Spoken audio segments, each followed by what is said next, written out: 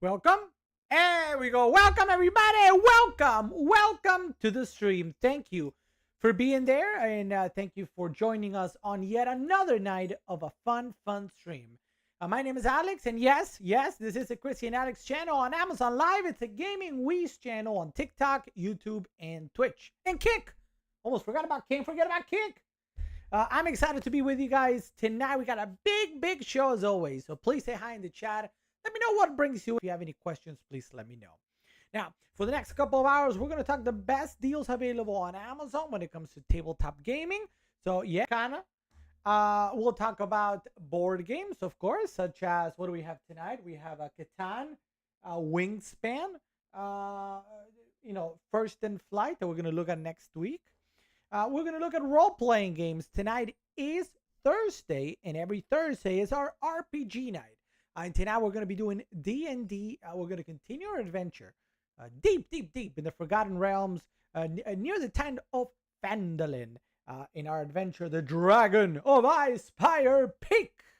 So if you want to learn to play Dungeons and Dragons, or if you want to come play with us, as my old friend used to say, do you want to play with us?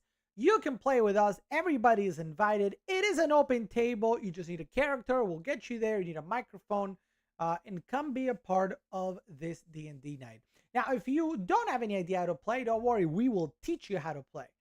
And if you're like, you know what? I'm not ready to jump on and play, but I want to watch. That's fine. It's okay if you want to watch. We'll be here with our adventurers, our volunteers, to play just a little bit of one of these adventures, so you see what D&D is all about. The goal here in this channel, in this particular night, is to introduce you always to new things. Obviously, we'll look at what's on deal, what is brand new, what just came out, or what is coming out. Hello, Paldean Fates Pokemon, for example.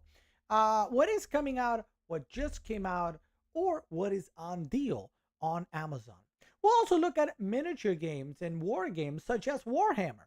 Big news in the world of Warhammer, with the old world officially releasing in 2 days. Unfortunately, Whoa.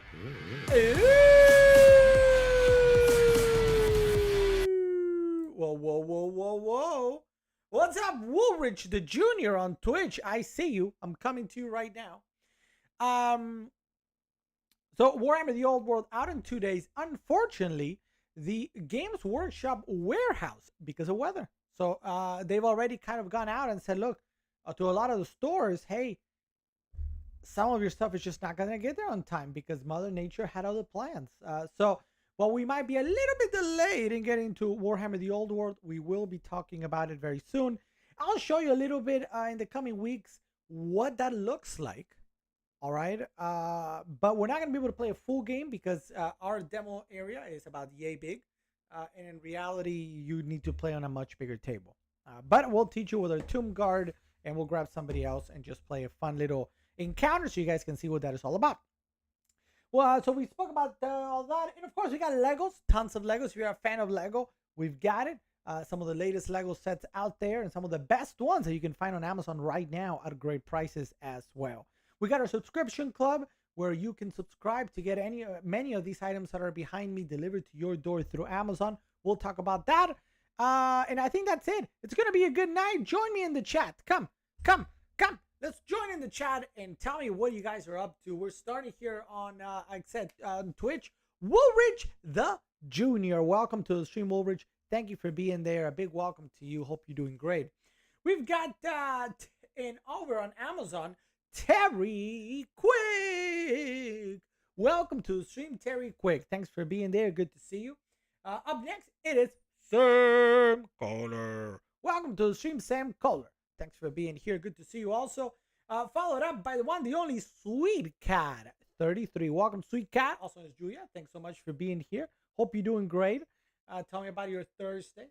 Jean says, here he is, the man, the myth, the legend, the pervert. No, the man who swears he does not meow as much as a cat, since I have been putting it in my intros. I don't. I really don't. I don't think I really meow that much. Meow. The Dastardly Dungeon Master, maybe. The one day post birthday boy. It is true. Yesterday was my birthday. You know, closing out my 20s, man. That's a big deal. 29 right now. Yeah. The smooth one. Yeah, I did shave today. The bringer of deals. The man with shelves full of collectibles. It is right. It is Alex. Thank you so much. What an intro. What an intro. We got collectibles here in the background. Good collectibles. I love collectibles. When I grow up, I want to be a collector. I can Frankie. Who is Frankie's must. I'm not following that one. Sweet Cat 33 again, and then Juan Ortega. Happy belated birthday. Sorry I missed the festivities. Excellent. Yeah, thank you, Juan. I appreciate you. Thank you so much for the kind words. Hope you're doing great, Juan, and thank you for joining us tonight. We got a big show ahead. We got a lot to talk about. There's some really nice deals over in the tech world of stuff that we own here. So if you're looking for tech, I didn't add to the care, so maybe I should have. Maybe it's one of those things. Maybe I should have. Shoulda, woulda, coulda. Shoulda, woulda, coulda. Um, but there's some really neat stuff. There's the Nobo Geo 6. The thing is, normally we separate our streams into tech and one of games. This is a game one. We're not doing a tech stream today. But there are some really nice tech deals, including earphones or earbuds. The Nobo Geo 6, which are wireless headset. The Royal Clutch RK61 I saw on deal today. That's a 60% mechanical gaming keyboard, so we can talk about that. Logitech's having some good deals as well. So if you got the Bengu G9000, which are the headsets that light up in blue and different other colors, if you like an RGB also in your headset. So there's a lot of great deals. If you guys are looking for that, let me know. Happy to share. We've got a lot to talk about tonight. Frankie the Friend. Oh, his mustard. Oh, I'm sorry. Yeah, I get it now. I get it now. Yeah. I mean, Frankie the Frank does whatever he wants with his mustard. It just goes everywhere. It goes everywhere, and we can't handle it. We can't handle the truth. We can't handle the truth. Anyway, good to see you guys again. Very, very, very, very excited to be with you. Now, we got a lot of big deals today. A lot of big deals. So please stop me in the name of love, Hammer Time, and ask about any of the questions you might have at home about the items in the carousel, any of the games, collectibles, whatever that you see behind me, or anything like, for example, anything Games Workshop, anything Warhammer we've got up there. It actually is off camera, off frame, but it is right up there. And again, I can show you actually like this. Here we got Warhammer, Bolt Action, Star Wars X-Wing, D&D, and many board games that we're adding, plus D&D, the bigger D&D sets over there as well. So any questions about any of that, let me know. Let me know. One of the things that we do here in this channel, unlike many channels, is it's important for me to demo the games that we're playing, right? So I don't like to just sit and say, this item, here it is, this item, here it is.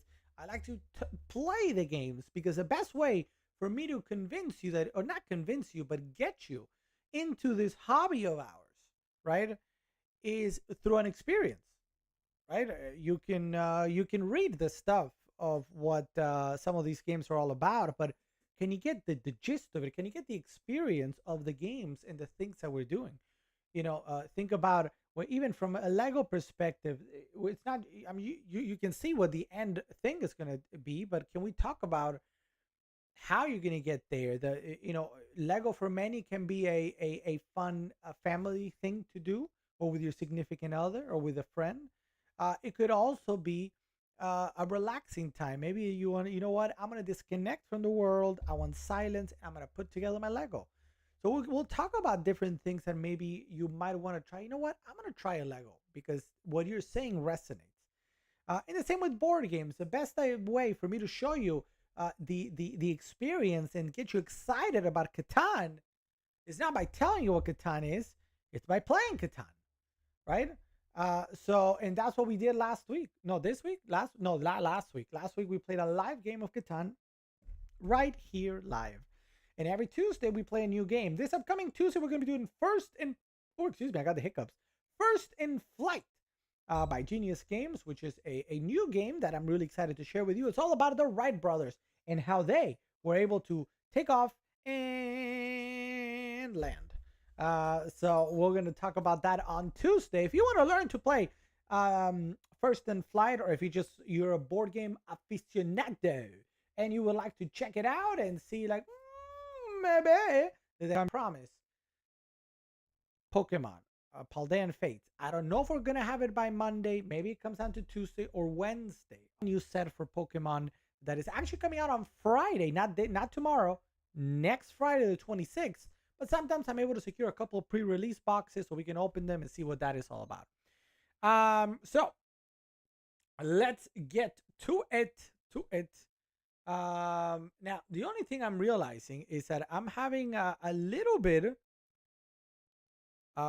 we actually have a really stable connection 99% of the time, but I just saw the light turn red for a second, so if I kind of like it was just for a second.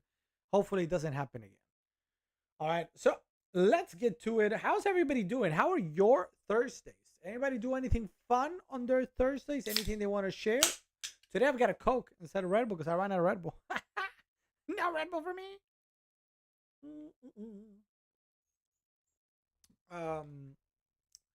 Yeah, that's, as I say, that is that. It got blurry for a second. All right, well, hopefully it doesn't. Hopefully that. Yeah, I was gonna say a Coke. What is? No, we ran out of Red Bull. I gotta go tomorrow to the grocery store and get some Red Bull. But it's okay. A Coke will do. A Coke will do today. You continue to buffer for me. Yeah. Well, I mean, it appears to be fixed. Does anybody? How's everybody? How's everybody seeing us? You guys, are we coming through all right? Let me know. Let me know.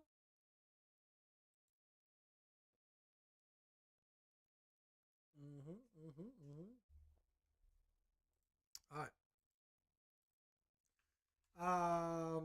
Let me try one thing here right quick. We're gonna do something right quick, real quick.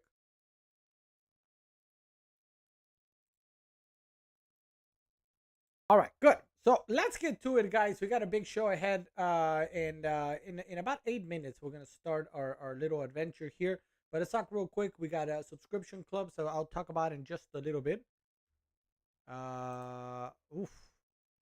Now my screen here just went funny. Anyway, the main thing tonight is D&D. We got the Essentials kit.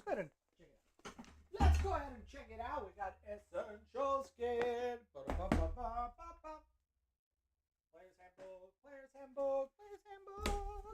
All right. So D&D tonight is our RPG night here on the channel. So if you want to learn to play an RPG game, let me know. Happy to share a little bit of what RPG games are all about, and you're about to see a little playthrough in just a few minutes. Now, the Warhammer world also has Warhammer Fantasy Roleplay. They have different roleplays also for Warhammer 40k if you're into that. There's a game called Pathfinder that's completely unrelated, but it's well known. There's also RPGs in the world of Lord of the Rings and in Star Wars. So sometimes you might be like, oh, you know what? I would love to do an adventure in, instead of this kind of fantasy, I would love to go somehow on, what do you call it? Like Star Wars and be in, I don't know what planet, and go on an adventure, and I'm a Jedi, or maybe I'm a smuggler, whatever. There is a Star Wars RPG game as well, so that's something maybe in the future we can also look at a different RPGs. For now, we're going to concentrate on the biggest one out there, and it is Dungeons and Dragons, a game that has been around for 50 years. 50 years, that's a long time. That's a long time. Jean-Jo agrees. Long time. That's longer than I've been here on the planet. But 50 years, it's a long time, right? It's a long time. And it's kind of seeing I don't want to even call it a resurgence, but kind of like a big in the last couple of years with, for example, Stranger Things. If you guys have watched the TV show, the hit TV show Stranger Things on Netflix, you might know that kind of like the entire premise, in a way, is it started with the kids, the protagonists playing a game of D&D, right? I would say it's like, oh, what? Who's Vecna? You know what I mean? Um, and then that actually grew all the way. That last year, and I'm talking 2023, there was a major motion picture film that came out in March, April, featuring some of the big A-list actors, and it was actually really fun. How many people? Raise your hand in the chat if you saw the D&D film. Anybody? One, I did. Yeah, two, three, four. The audience here, five, six, seven, eight, nine. I think there was a little bit of like, are they going to do a sequel because of money wise?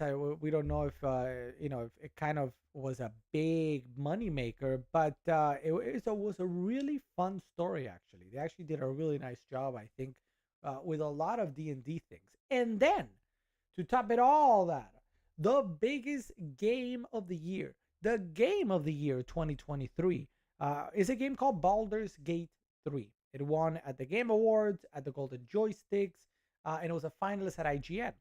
So when we're talking about the biggest game of the year, it is literally an adventure of Dungeons and Dragons. Baldur's Gate 3. Baldur's Gate is a location, a city in Dungeons and Dragons, right? So it's a big moment, to put it lightly, in D&D land.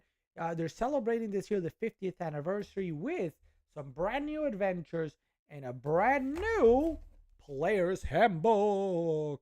So the player's handbook contains all the rules. Let's go to the top down. Boom. Player's handbook contains all the rules that you need to know to play the game. The first half of the book is all about the races, the classes, fighter, and everything that there is to know about the fighter, a monk, everything there is to know about the monk, a paladin, and so on and so forth, the wizard. And then you go into a background, sure, whatever. And then you actually get into some of the, what is it here? Customization options. Okay, so not yet. Hold on. Part 2, playing the game, right? So this actually teaches you everything, how to create a character. Matt Damon. BosYM says Matt Damon. All the rules for Alex the last rule. Broken heart. To ignore. No. So there's a thing that some people say that I'm a rule bender. I like to say that I win fair and square. Fair and square. But sometimes some people don't like it that I am such a massive winner out of games. That's what happens. That's what happens. So but anyway, going back to serious business up in here. There's a brand new player's handbook coming out in summer. But it doesn't mean you shouldn't get this one. This is super discounted today. I don't know if I gotta double check if I have it in the carousel. It's available at 20 something bucks. I'll double check. But this is a great way to get into it. However, what I always recommend for everybody, if you want to get into Dungeons and Dragons, is to get one of the starter kits. And there's 3 in total. One of them being the Essentials Kit. Here's where I should do kind of like, you know what? I want to get kind of like a thunder, like when I say the Essentials Kit, and then thunder and lightning and whatever. Anyway, the Essentials Kit. Where is it?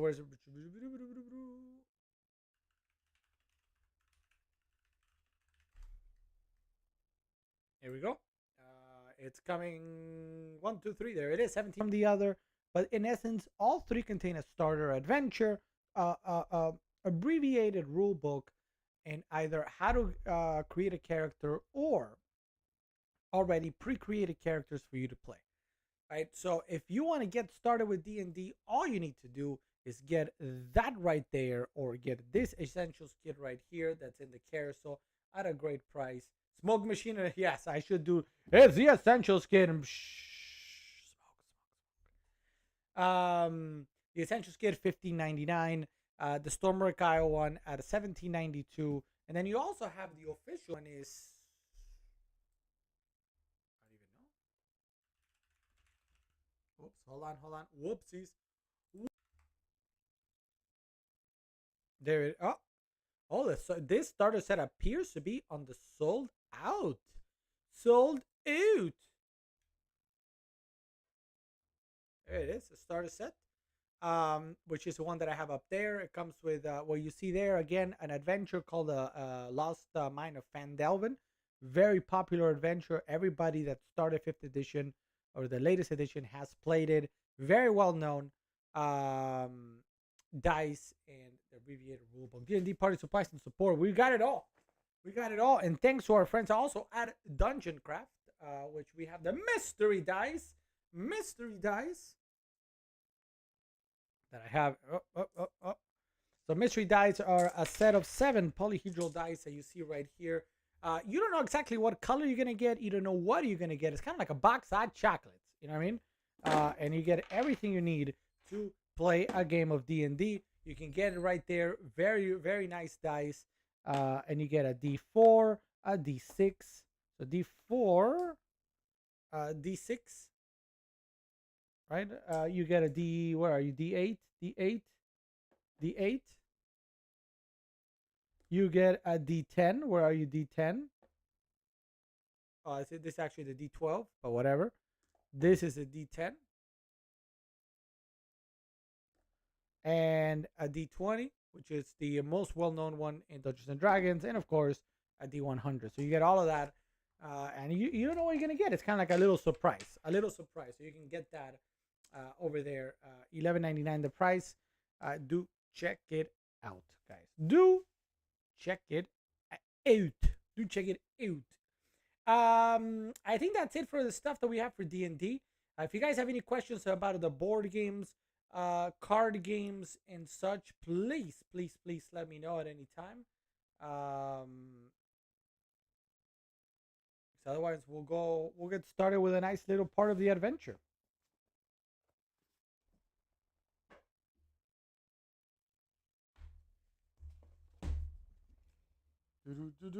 I'm sorry, my silence, I should mention this, my silence is because there's always a delay. So if anybody has any question, let me know. Everybody.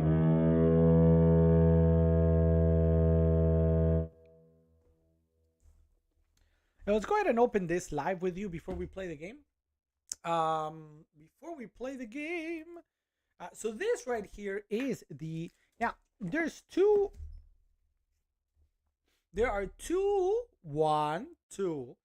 different iterations of each starter set. There's the Essentials kit, that this is the big one, the thick big one, that normally goes for about $45. Or no, in the 40s, 45 bucks. It's going to come with a lot of extra stuff, including a lot of maps. If you see there, you get many of the cards. You get, well, we're going to see right now what it comes with. A very nice DM guide, DM screen, and more. There's also the entry level sort of iteration of it, which is, as you just see in the carousel, $15.99. That comes with the rulebook, with a set of dice, the adventure, and little else. But that's all you need to play the game, right? That's all you need to play the game. The rest of the stuff is extra. So if you got the money for that extra, great. And if you don't, you can get the starter part and you're good to go. MJ, a big welcome to you again. If you have any questions, please let me know, MJ. And let me know again kind of what brings you in. If you are shopping for anything, if there's anything I can do for you, please let me know. All right, here we go. Let me open this up real quick, and then we're gonna get started with our D&D adventure. But since we're doing this campaign, I figured it probably a nice idea to share with you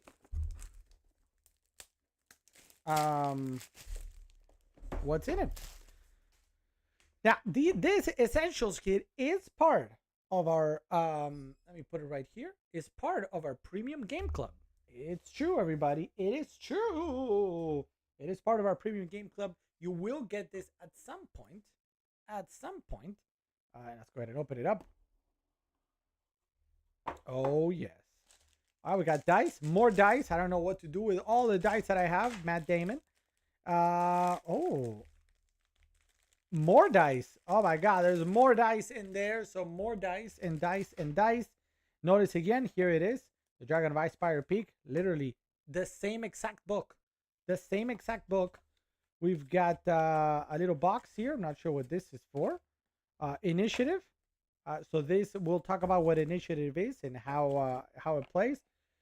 This is something for you to combat when it's time for combat. If somebody's unconscious or prone or poisoned, just something, to keep in front. Deaf and charmed, all the different statuses that you can have in the game. So nobody forgets, and kind of like what each one does, right? So if you're incapacitated, it means a creature cannot take actions or reactions.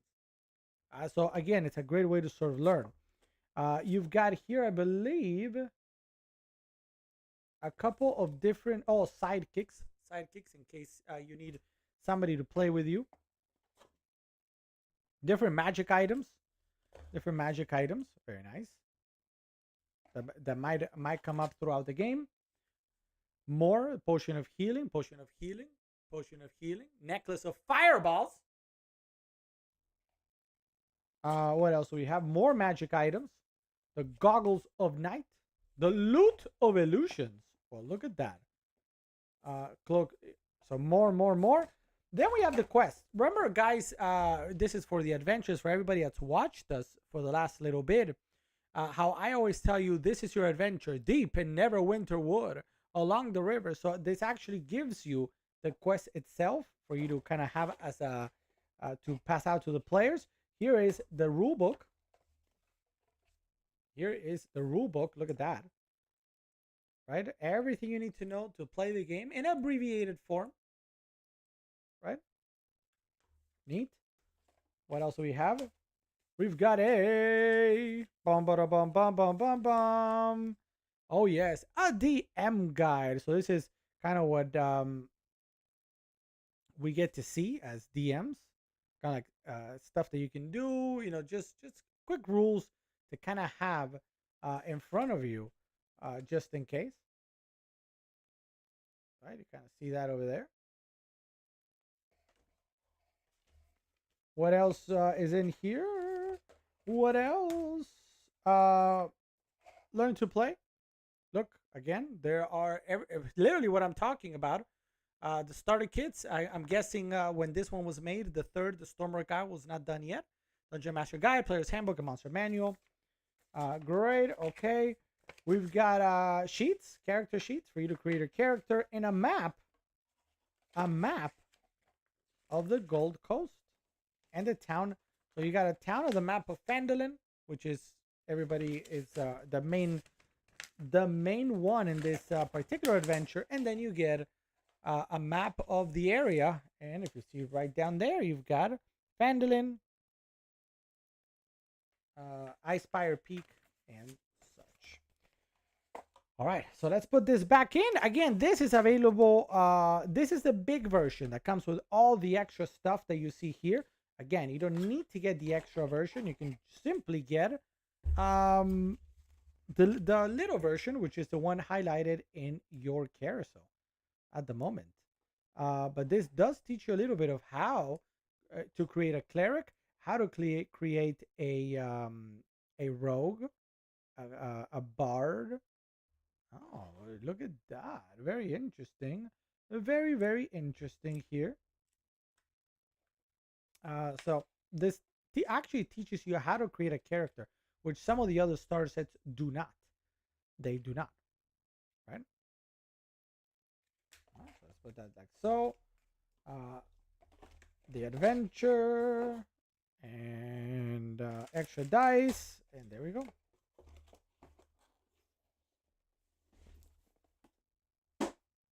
All right, let's get back to it. Any questions about what we just saw? What's up, Pudgy McGee? Welcome to the stream. The Game Club is what is highlighted, not the D&D stuff. That's right. This is part. That one in particular is part of the Game Club, so that's okay. That's okay. All right. Um, so let's get to it. Let's get to it. So what you guys are gonna see us do is play a little bit of the adventure, the Dragon of Icespire Peak.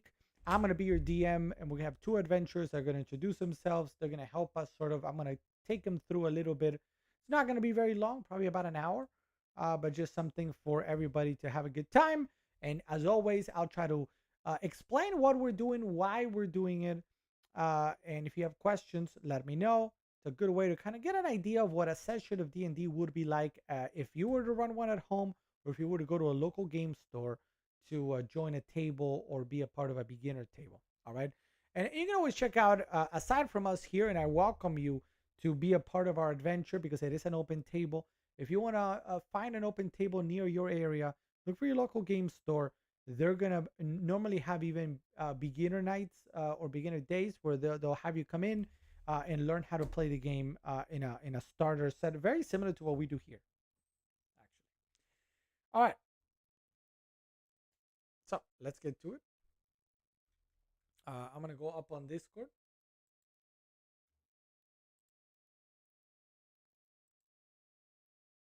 All right, so I'm on Discord officially, super official.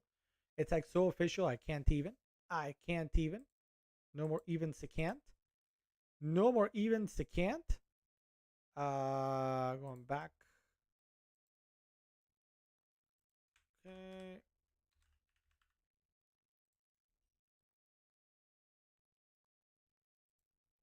All right. So I'm all set up. We're just gonna wait for our adventurers to pop in. Oh, they're already there. All right. Testing, testing. Can you guys hear me over there? Adventurous. Yes, I can. So give me a second because I came in very, very low. Let me see. I want to see if it was me. No, it's not. I don't think it's me. Try again. If see if a little bit louder. Nope, that was me. Test, test, test. Yeah, that's better. All right. Am I Would good you, there? stranger, identify yourself for the audience? Orc and Roland. I'm a half orc barbarian for the adventure tonight on D&D. But in the stream, I'm also known as Jean-Jacques or Sean. Jean. Thank you so much. Appreciate you. We also have another volunteer. Volunteer, identify yourself, other volunteer. I am Fuzzy McFossos, the Paladin, longtime companion to Felix Underhill, Basgood, Orc, and Rulin, my male half-orc barbarian friend. Very good. Thank you guys. You guys rock. So they're gonna, an applause for the volunteers, since they're gonna, with them, we're able to go through the adventure and give you guys just a little bit of what D&D is all about. So let's set the mood. So this adventure is all about a white dragon. A white dragon has landed where? Icespire Peak. And displaced the orcs that were there, and he's created a big issue for the community. The community's scared around it because it could go nom nom. It's a big mean dragon, and the displaced orcs have created problems. There's been other animals that have been displaced. It's a big deal. 1 second. Woolrich is back. Thank you, Woolrich. You rock socks that are rocked. There we go. Hold on 1 second. All right. And welcome, Holy. Holy, welcome to the stream. Thank you for being there also. All right. So this white dragon has come in, and the town of Phandalin, which Icespire Peak, if I show you a map, let me show you a map. Let me show you a map.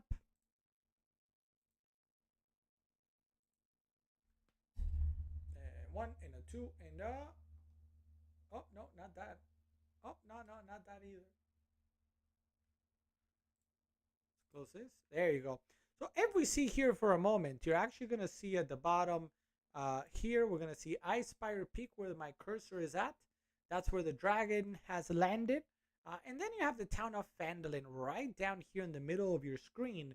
It's a normal town. It used to be very prosperous. Now it's been run down by orcs, and it's not in great shape. But the people there are good people that are just trying to make ends meet, and go about their business. And this dragon creates a problem because it's eating their cows. It's eating a lot of different animals around the area, and creating just havoc all around.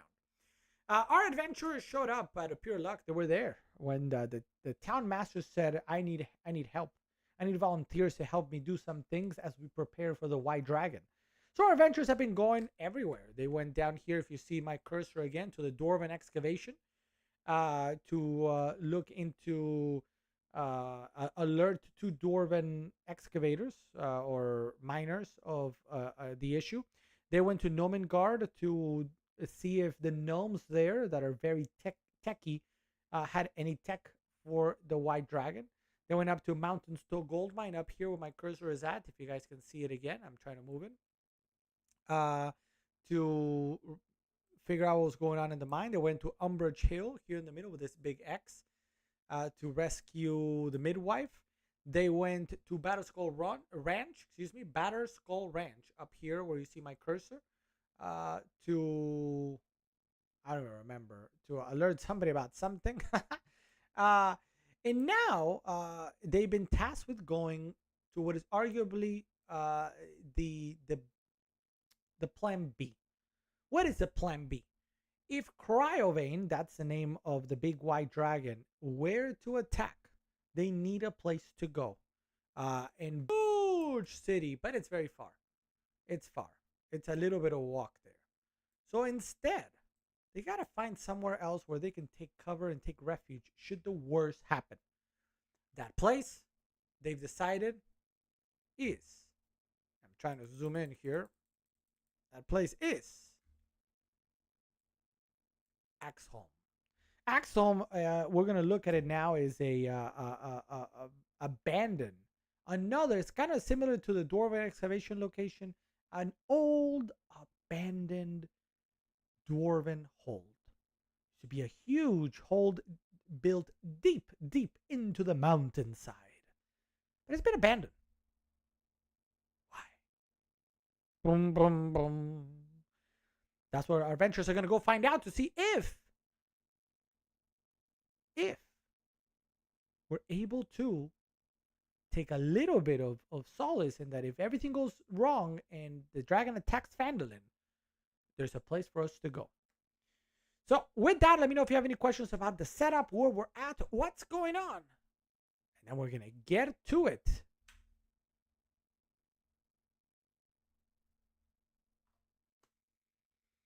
Let's see. Let me go back to the chat for a second. I have a gameplay question. Give me 30 seconds to just welcome everybody, and we're going to your gameplay question. Let me see real quick. Sorry, because it looks like I missed a lot of people as I was saying that. Big welcome to Pudgy McGee again. Thank you for being here. I keep going down. We got David S. Welcome to the stream, David S. Thank you for being there, David S. Welcome to the stream. Good to see you. Anybody else? Let's see.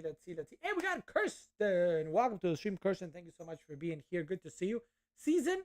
I believe right now it's kind of winter. Thanks everybody for being there. Well, my keyboard is in use, and when I lower the keyboard, I get bumps on the stream. What do you mean by bumps? Would you clarify bumps? Thank you. Suika 33, and then if you guys and go ahead, Felix, Arkin Rulin, Umber, whatever. Gameplay question. Wow. Just whatever your name is, who cares? Anyway. Okay, it says that I can go on my turn, rage, reckless, and frenzy. If I'm thinking this right, reckless only happens like for each turn, correct? But the others happen like if like my first time in the action when we're fighting, if I say, okay, I'm gonna go rage, reckless, and frenzy, that reckless only lasts for that turn. But the rage and frenzy go for a minute, which is basically 10 rounds of what they consider, I think, if that's the way I'm reading it. So rage is as you described. You go into a rage and things happen. The rage lasts for 1 minute, as you said. But you enter the rage as a bonus action. So that's gonna happen on this turn here. You're gonna go as a bonus action, and so the next turn you're officially into the rage. The same applies for frenzy. That says when you rage. So first, technically, in a bonus action, you rage, and then you can go into a frenzy. If you do so for the duration of your rage, you can make a single extra. So again, next turn you're gonna go into that extra attack thing. The reckless. Are you talking about when you say reckless? We're talking about the reckless attack. Is that correct? Yes, reckless attack. When you make your first attack as your turn, you can decide to attack recklessly, giving you advantage on melee weapon attack rolls using strength during your this turn. But attack rolls against you have an advantage until your next turn. So that one could apply on your first attack because it does say when you make your first attack on your turn. So you could decide that you're gonna go do a reckless attack, uh, and do that, which again, as you just read, gives you some advantages, but also on that same combat turn, if somebody's hitting you, they're gonna have advantage on you as well. So you could take more damage. Okay, so the rage, I declare it, but it doesn't start on that one. It's the next turn, and that gives me the same thing. But the big bonus on that is the +2 on the melee damage and the strength with the strength weapons and the resistance. The reckless, it doesn't. It that's thing is it gives me the advantage on my attacks, but a disadvantage when I'm being attacked. And then the frenzy, that's the one that gives me the does that give me the bonus? The Make a frenzy gives you that second attack. So Yes, okay, that so the yeah. frenzy's the bonus. Gotcha. Okay, so each one does something a little bit different. All right, I'm good. All right, awesome. Um, so that's that. That's for. So he's asking questions about his class, the barbarian. That it does things. It deals a lot of damage, but sometimes it can also take that damage to the face. And actually, starting next level at fifth level, you actually get to always do a second attack. So you do a lot of damage as you go pew pew, but you also have low armor class. And if a really strong person tries to hit you, they're gonna hit you, and it's likely to hurt. But that's a barbarian, right? It's kind of like you just go pew pew, but you're also gonna get pew pewed. So a healer is important. All right. How about them Dolphins? Is David S. It's true. It's true. Dolphins not great this last week, but you know, I guess it is what it is. It is what it is. When it comes to, it doesn't matter what happens. If the Dolphins play in cold weather, the chances of winning are very small.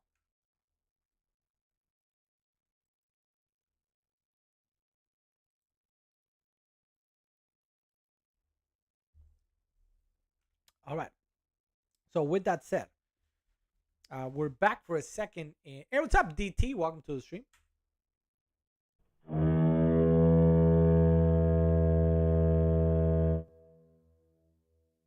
Let's give it up for DT. DT, thanks for joining. If you have any questions, please let me know. What brings you in? What are you shopping for, if anything? Anything else?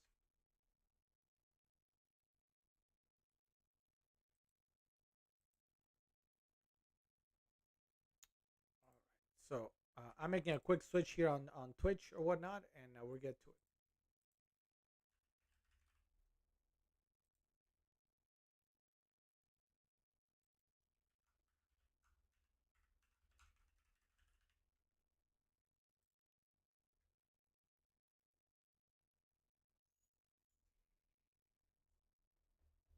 DT, just checking out the stream and your deals. All right, well, welcome. My name is Alex DT. I normally do two different kinds of shows. This one is tech heavy, one is game heavy.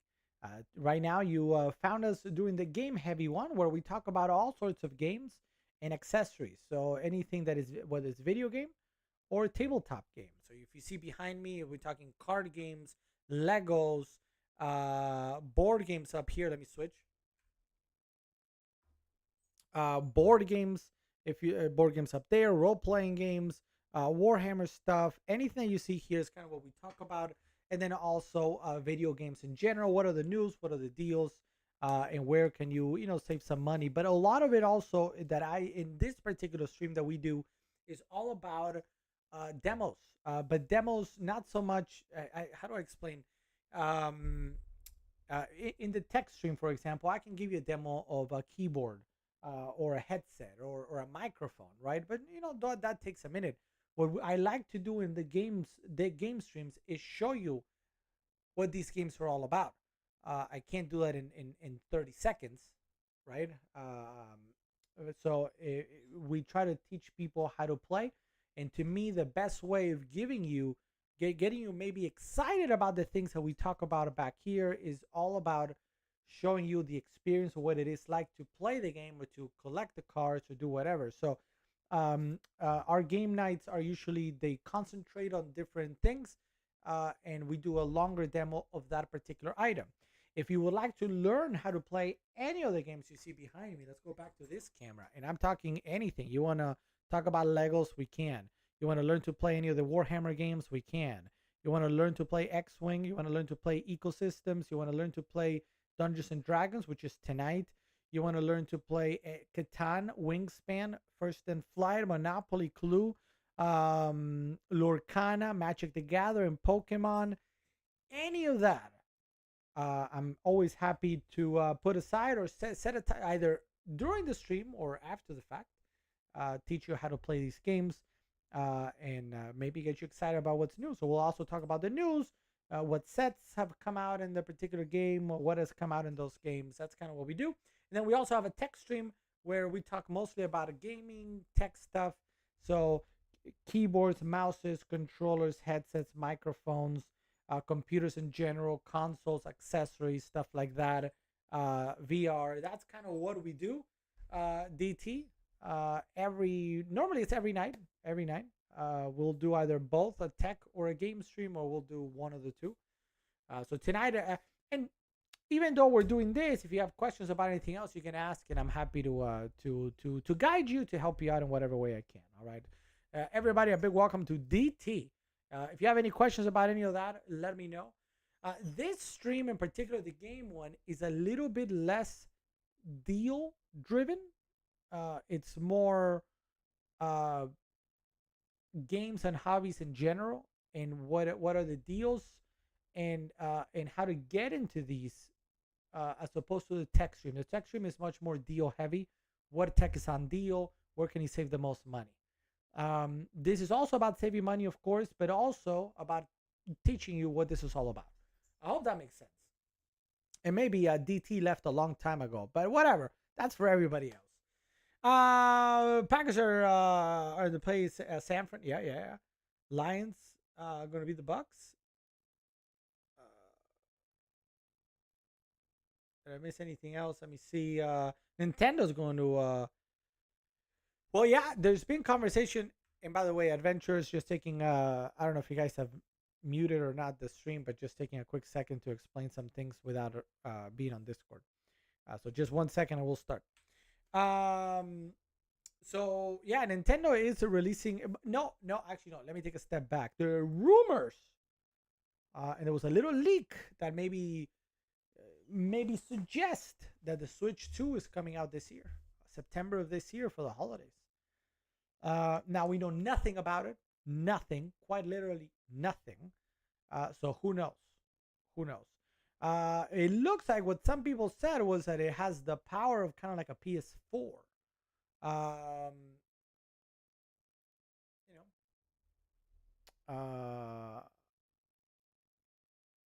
It's one of those. Is it true? Is it not true? We'll see. And what are going to be the launch titles? Because if it's launching this year, that means there's going to be mega launch titles. But they just released the Mario. They just released a great Mario and Wonder. They just released Zelda Tears of the Kingdom, Game of the Year for IGN, runner-up Game of the Year at the other awards. So, I mean, can he get it even better? I don't know. That's too much. Handheld, yes, yes, yes. Always handheld. The Switch is always going to be handheld. So that's why they're like, they can't do the power of a PS5 handheld with current technology, I don't think. But, or, no, sorry, I retract that comment. They can, they just want to keep it affordable, right? You can do it. You can go get something like a Steam Deck or even more and play incredible graphics, but you're going to go spend a lot of money doing it. So instead, what they do is they're always half generation behind or so, and they give you a 200 under $300 normally handheld set that you can do whatever you want with it, which is pretty cool. It's pretty cool. I got it. I mean, IMO, right? IMO.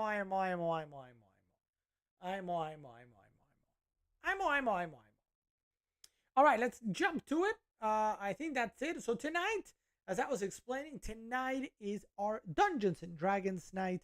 We are going to teach you how to play Dungeons and Dragons thanks to our adventure. So that's where we are, adventurers. Let's set it up here. Hold on. Where are we?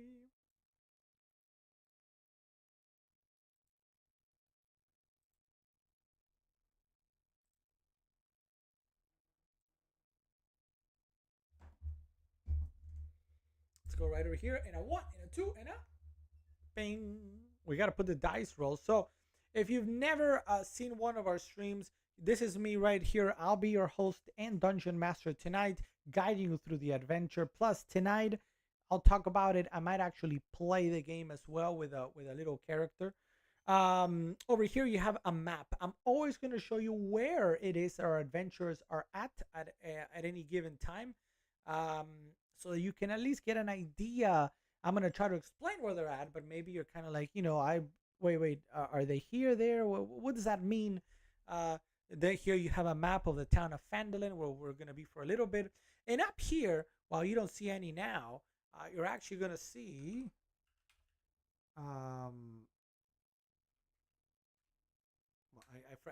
I forgot the command now.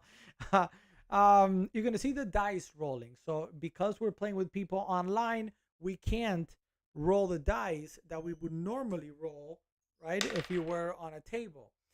So as a result, instead, we have digital dice that are going to be rolled right up here. And dice is how everything is decided in Dungeons and Dragons.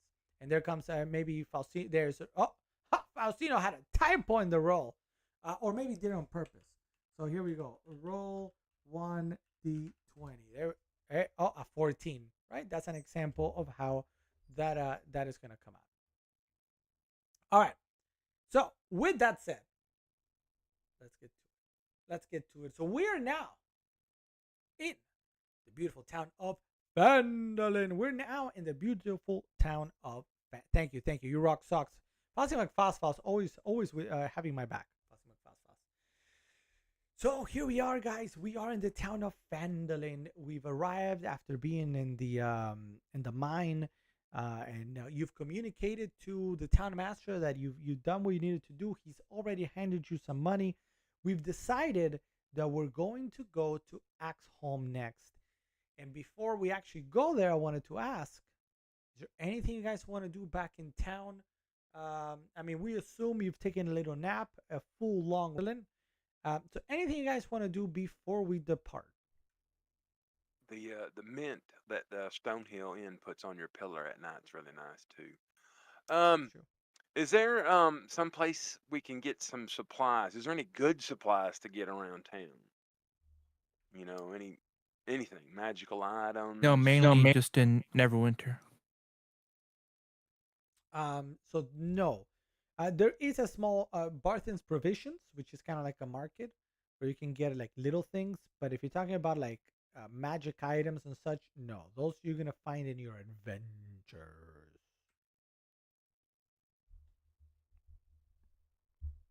Okay. All right.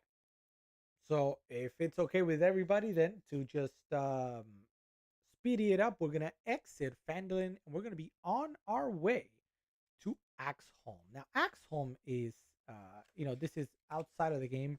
It's actually huge. By far the biggest area that you're gonna visit.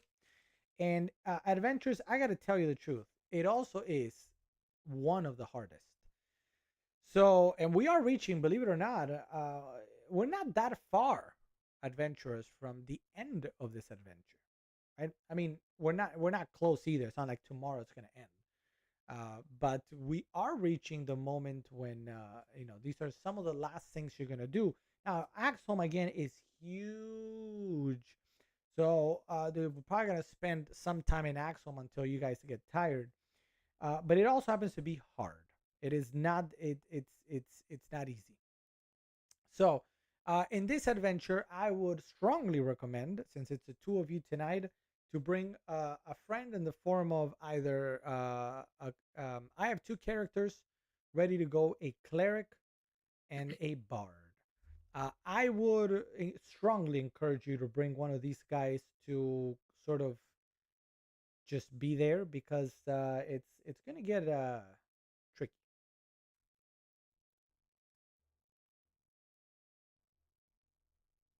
Sounds good. Which one's the best one?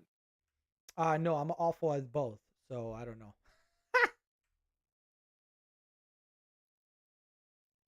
The cleric is gonna heal, whereas the bard is gonna talk and play music for you. Is the cleric going to heal? Can it heal more than Foz can heal? Because Foz is a healer also, isn't he?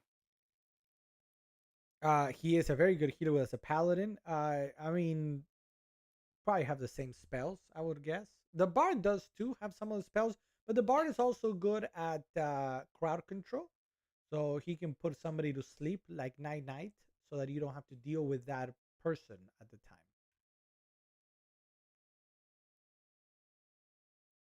What do you think, Foz?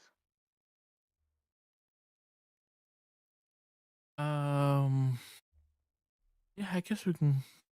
Bard sounds good. All right, so we'll bring out the bard. His name is Music. Music. That's his name. Music. Let's say hello to Keisha. Keisha, welcome to the stream. Keisha, thank you for being there. Welcome everybody. Let's give it a give them a big welcome. Keisha, if you have any questions about anything that I'm talking about or anything in the carousel, stop me at any time and please ask away. His name should be Mont the Hoople. What should it be? Mont the Hoople. Or I like it. Or I like it. I think. All right. So before we head out officially, I gotta roll a d20. Here we go. And it's a 2. It's a 2, which means the dragon is far away. The dragon is not around Phandalin. It is not down on the way to Axholm. The dragon is actually right now back at Batterskull Ranch, probably eating some cows. It said, nom nom nom. Remember, Batterskull Ranch, I think, was where there was that famous, that named cow that gave really special milk, or made something very special. Can't remember her name at the moment. She's probably gone. She's probably gone.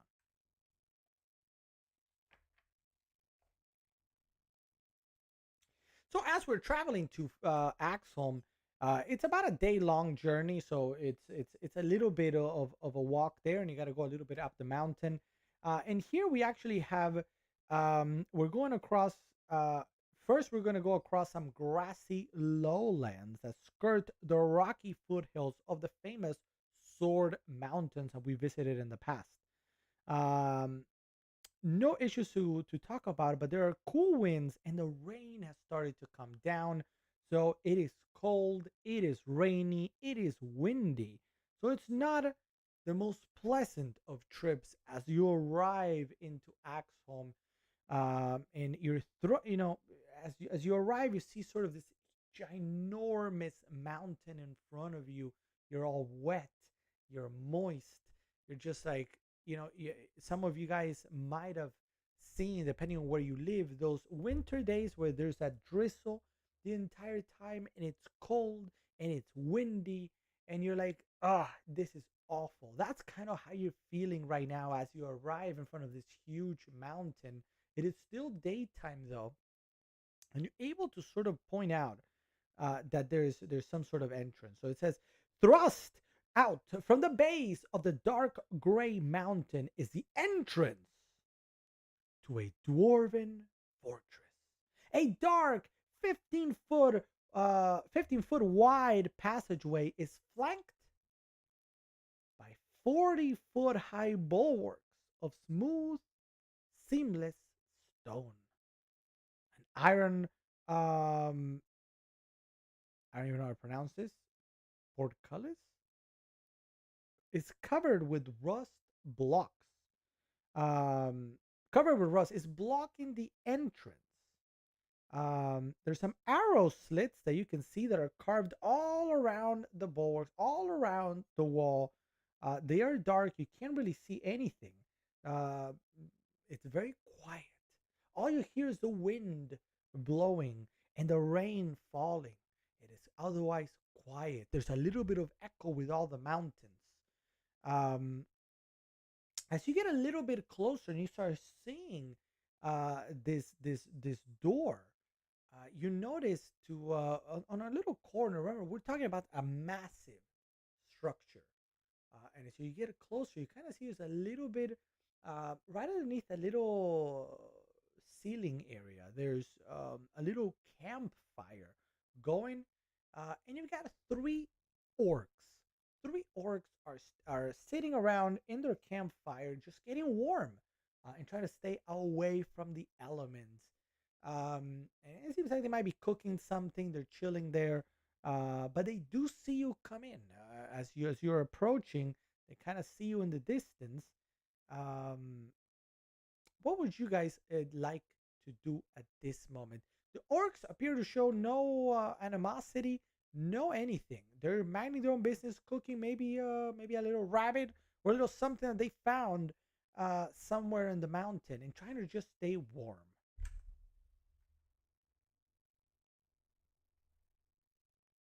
I say we just walk up to the fellers and see how they're doing. You know, just strike up a conversation. You know, Yeah, he is half orc. just be wary, but you know they're not showing any aggression, so just go up and strike up a conversation. All right. So as you guys walk in, you're actually now right in front of this ginormous sort of rusty door per se. Um, and you come up to the three orcs that are minding their own business. And you know, one of them turns to Foss first. Said, "What do you want?" Hmm. We are very curious to why you are here. Is everything okay? Everything is fine. Do you not see the rain outside? And it's very cold, so we figured we would, you know, stay the night maybe here, where we have a roof over our heads or a rock over our head, and we don't get wet. I am not familiar with orc uh, resistance to rain, or if they even bothered with rain, because you seem very tough and strong. But you seem like nice fellows. Uh, have you seen anything strange happening around here? No, it's silent. You hear that? It's just wind. Nothing is going on. We haven't seen anything around here. We're just passing through, and we said let's stop here so we don't get wet. And we started a fire. Here, little Johnny, and he's pointing towards one of the other orcs. You know, caught us a little rabbit here that we're going nom nom on. And but that's it. We're minding our own business here, and I ask that you guys do the same.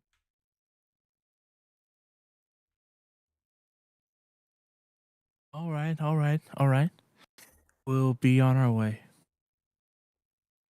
Now the orcs are minding their own business there, and in front of you is this locked, big ginormous um, sort of door.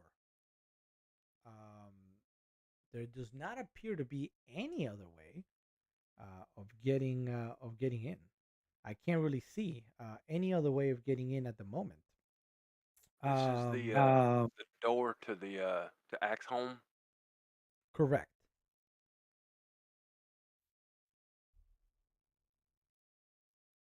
What do we you said there's a big lock on it. What we see about if Foz can maybe pick the lock and we could see about getting I am not inside. a locksmith.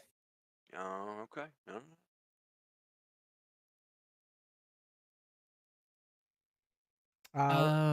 ahead. Maybe.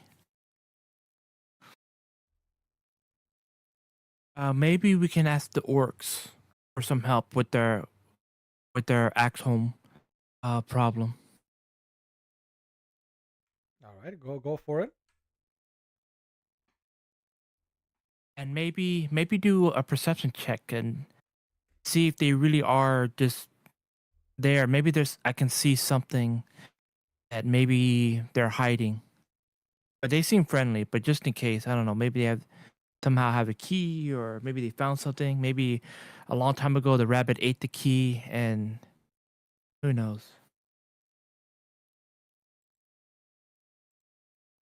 One second, I'm just changing here I forgot to change the location, so just 1 second. Yes, that made sense. So that's where we're at. Sorry, as I was describing, you have a big door here where my cursor is at. Those dots, that's a big door. And you see how there's these, what do they call them? Arrow slits, on top of you. Obviously, for the defense of the hold, it's empty now. But there appears to be nobody there. So, so I think what we're gonna do, let's see. Why don't we go ahead? You could do a perception check. Let's go ahead and try it out. Why don't we go ahead and try it out? Let's run me a perception. So let me take a step back as you probably are starting to write that down. So for everybody watching, there's different checks that you can do throughout the game. And the way it works is you roll a d20 or a 20-sided die, and you consult what you got. And depending on what you got and some modifiers, some things, if you're very good at something, you might actually be able to add 1 or 2 or 3 to whatever roll you get. Depending on what you get, something might be uncovered or something might happen or might not. That's what D&D is all about. So no playthrough of even the same adventure in a way will ever be the same because of the dice rolling. Everything is always going to be different, no matter what happens. So there's let's see. Oh, very good. So if you see right up here, Foss was able to roll a 19. That's a very, very high number. And with its modifiers, it goes up to 20, I think, or plus 2 or plus 3, 22 or 21 or 22. I don't have the thing open right now. So as you roll that, you're very inquisitive, Fossy McFoss. You're looking around everywhere. And you actually are able to spot chimneys protruding from the mountainside. But an earthquake, apparently after Axholm was abandoned, closed off most of those to anything but tiny, tiny, tiny creatures. Unfortunately, it looks like unless you're a halfling, which I don't think we are, we might not be able to get in. Let's see. Size does matter. It appears so. It appears so. Give me 1 second to see something.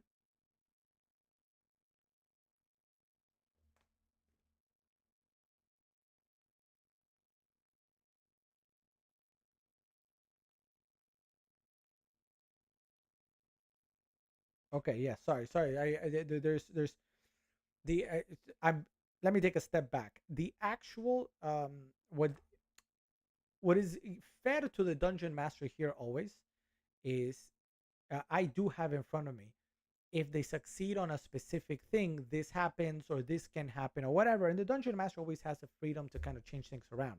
When I read this ahead, the actual difficulty for figuring something out. It was actually really high. So I'm like, oh, there's no way. I don't think they're going to be able to do it.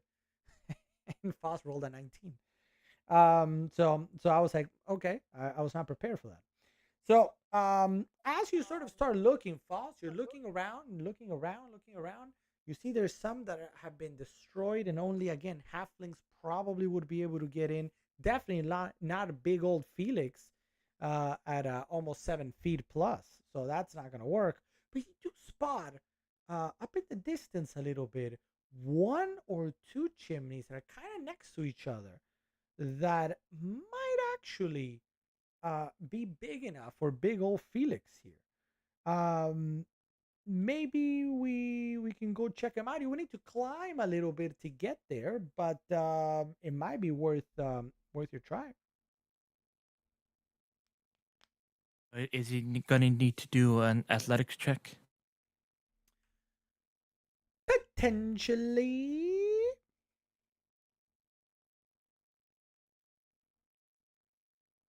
That's good for me. I'll do an athletics check. I'm up +7 on that bad boy. So we're gonna actually do first. I invite you both to roll a 1d20, and we are gonna do the first. It's actually gonna be the first of 2 athletics checks. We gotta see, can we make it up there? So go ahead and roll that 1d20. We're gonna add your modifier and see, can your characters successfully climb the mountain to get to those chimneys? Let's see. Let's roll the d20.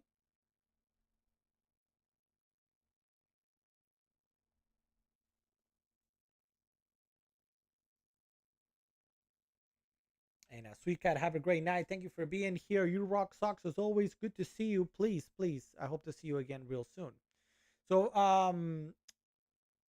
our friend Felix, the half orc barbarian, is okay.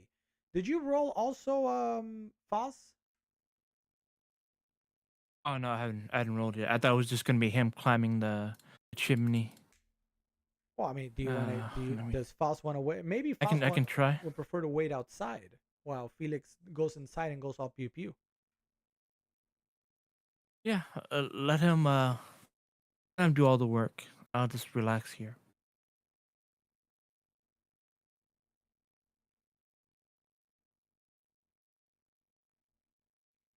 Now, as you're climbing up there, you hear up there in the, somewhere near those chimneys that Foss was able to spot out. You hear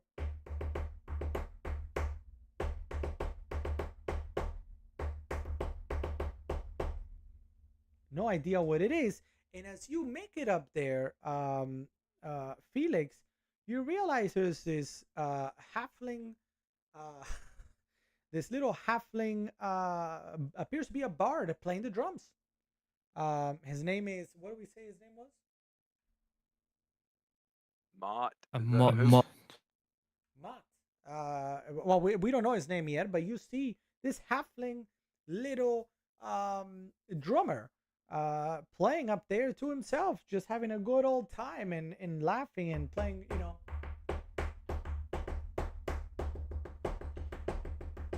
Right? And right up there.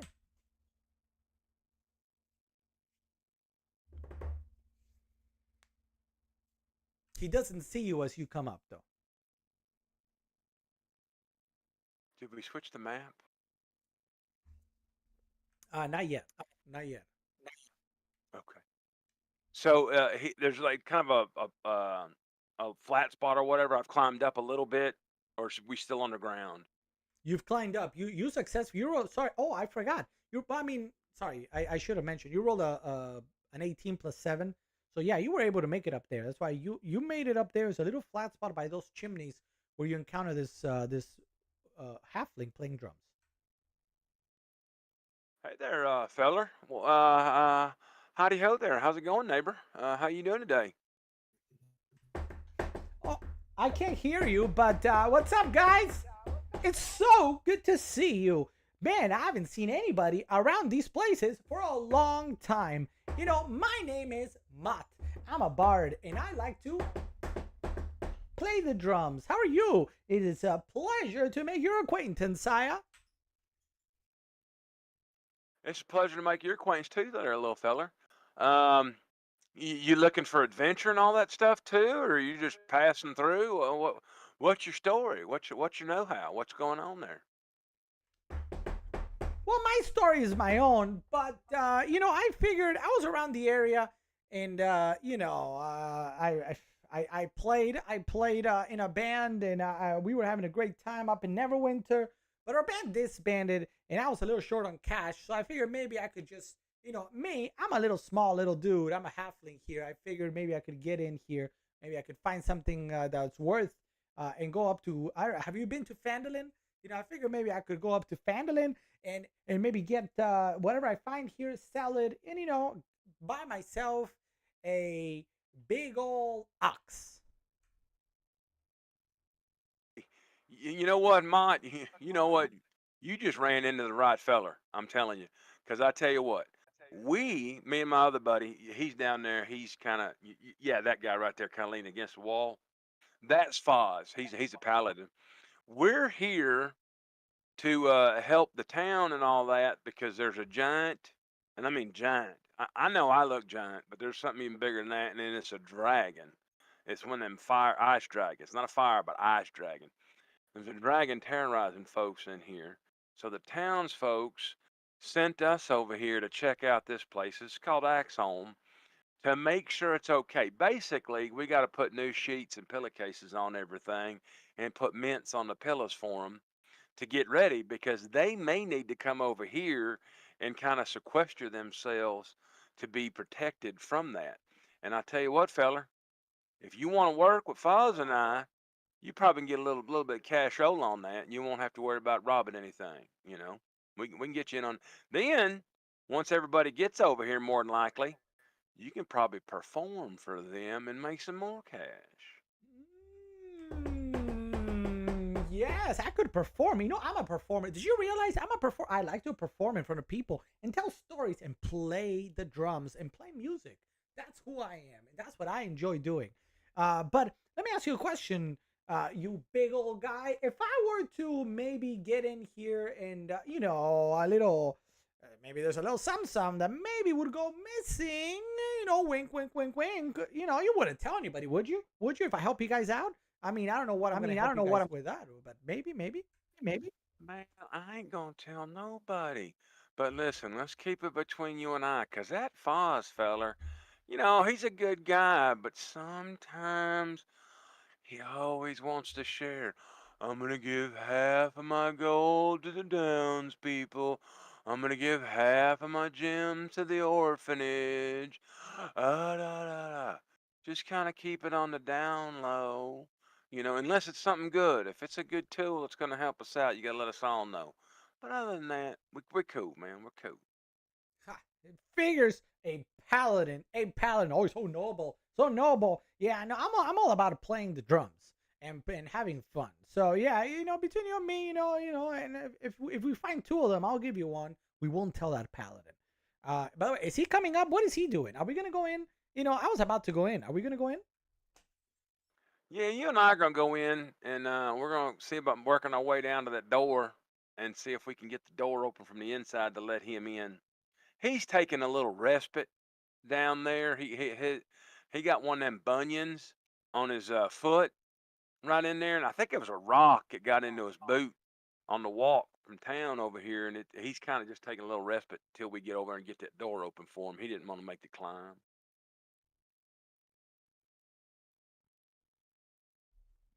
All right. So, do you want to go down this chimney? I don't know where it's gonna take us. It doesn't seem to go just straight down. It seems to go. Because I was kind of, I grabbed my drumstick and I was kind of just putting it in there, and it seems to actually curve. So this is not just a straight shoot down. We're gonna go places. So your friend, the noble paladin, they might not be able. We might not actually land by this door that we see here. We might land somewhere real far. I don't know. Maybe he wants to join us up here, or else we might not see him for a bit. All right, let me yell back down to him. Hold on a second. Looks like that shaft over here for the elevator's not straight. We're gonna have to go down. You're gonna need to come up. We can't get you by the door. All right. Coming up. Here comes a noble paladin rolling a D20. 20 to see can he make it up the with an athletics check.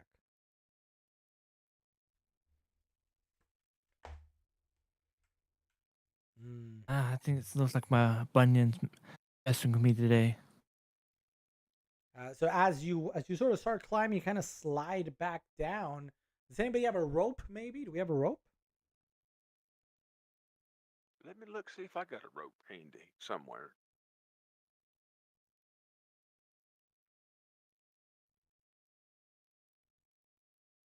You need a rope down there? I've got a rope. I got a rope. Do you want me to throw a rope, Paladin? I have a 50-foot hempen rope. Oh, I got one too. I got one too. Here you go. Here. I'll throw it down. Ready? Ready? Catch it, okay? Catch it because you know I don't want to lose it. Catch it. And the bard, the halfling, throws you the rope for you to get up. So let's try. Let's roll now yet another athletics check to see can with the rope help can you make it up. Here we go. Come on. Come on.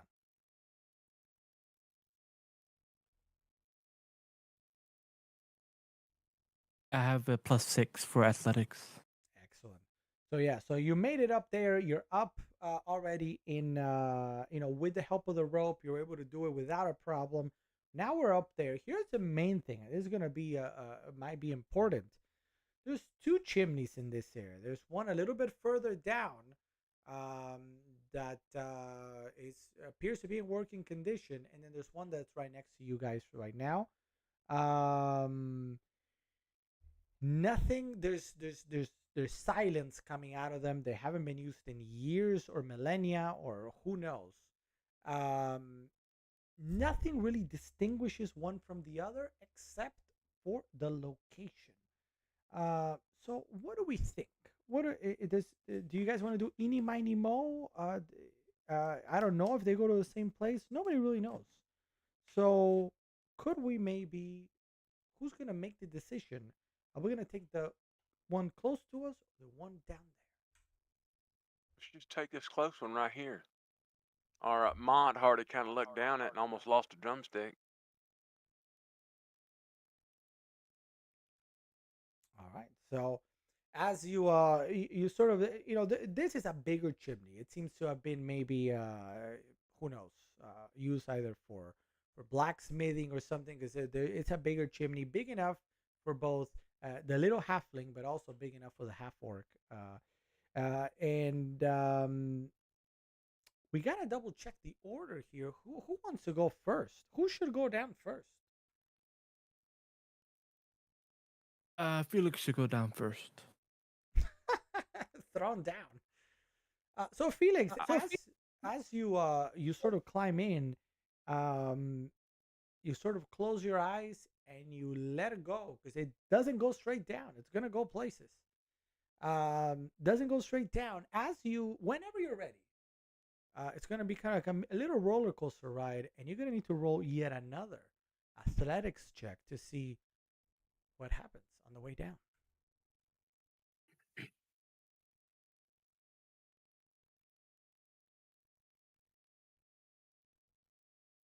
And you get a plus. You said you're a +7.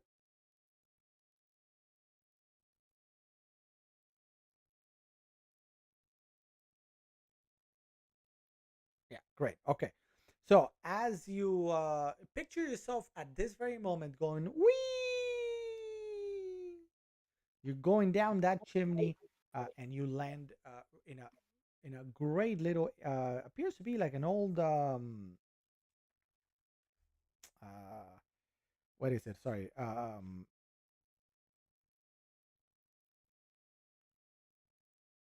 Yeah, it seems to be some old pillows. Old pillows somewhere that you were able to land on no problem. Who's gonna go next? Is it gonna be the halfling or is it gonna be the half elf? The halfling. All right, the halfling's gonna go down and all right, guys, I'm gonna go next. Hey, try to soften my landing down there. Here we go. 1, 2, boom. Oh, and I got. Let me show you real. Oh, did this? Oh, no, it didn't freeze. Do you see it? see it right there, and I'm gonna move it up, and it is a.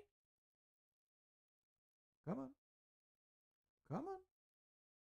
A 19. So the halfling goes down, whee, and actually lands on top of Felix, which created an interesting moment for both the halfling and Felix as they sort of stare at each other for a moment. But then everything was fine, and no worries. So the half elf Fozzie, are you ready to go wee all the way home? I didn't know you felt that way, Mott. We just met. Well, you know me, I'm an Yeah, artist. I'm ready to wee down this hole. Go for it. Uh, Go for it.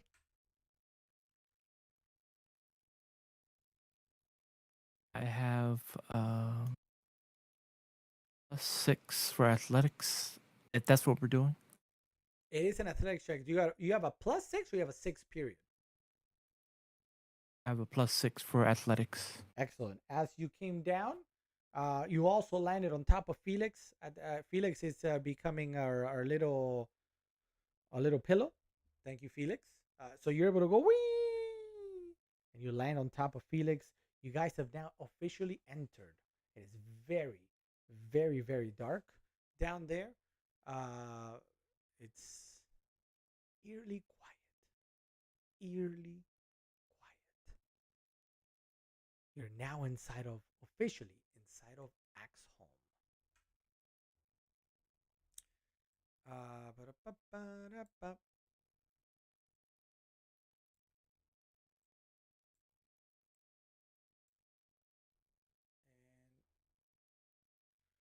Here's where you landed. That is right there. If you see my cursor, that is a chimney you landed at. A couple pillows are around. It appears to be a small room, very, very dark. There's a fireplace that's kind of built into that wall. That's where you saw hanging from a hook above. It's a mantle. It's a non-magical steel shield bearing the symbol of Axholm, which is a dwarven gauntlet clutching a hand axe. So there's a shield up there.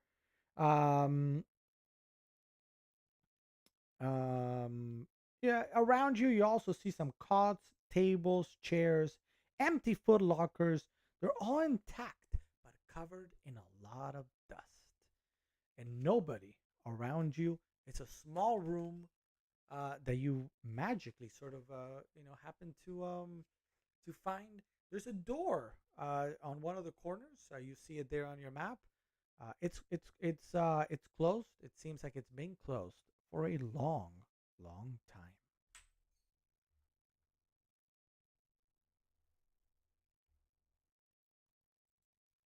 Is there light in here? Is it dark? What's it look like on the inside in here? I mean, visibility fine?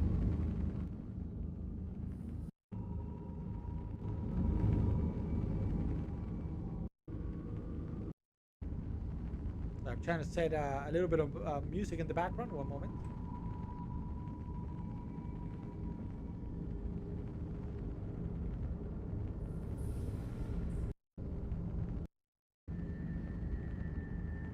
Kind of don't like. I had found this one earlier, but I kind of don't like it now that I hear it live.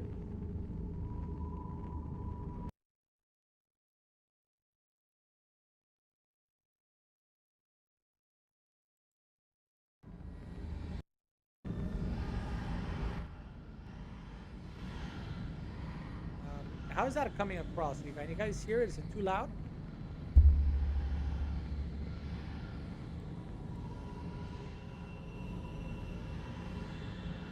It's fine. All right. So as you let's go back here. What was the question as I was doing that, Felix? What was the visibility like in here? Was it dark? Was it shaded? Kind of. I mean, are we able to see fine? There's not a big deal at all. It is pitch black. Okay, then I'm looking for something because I had a. Oh, I may not have had it with this fella. Well, you guys all have dark vision anyway. That's right. I've got 120 feet now. dark vision. Okay. All right, so we are down there. You guys tell me. We've just landed in this room. What do you guys want to do now? Again, you hear a little bit of Axel. Hopefully you hear it in the background. Let me know if you don't.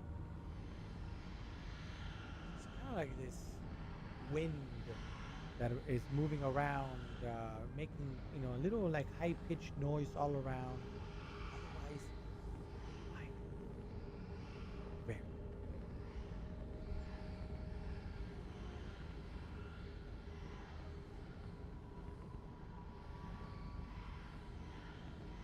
I say we head out uh,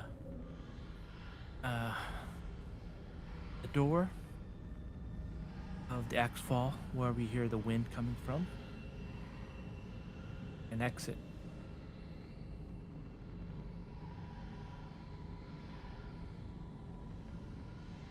Sorry, I'm trying to find real quick. And we're gonna have the half orc and the half elf. And then where do I have a halfling anywhere?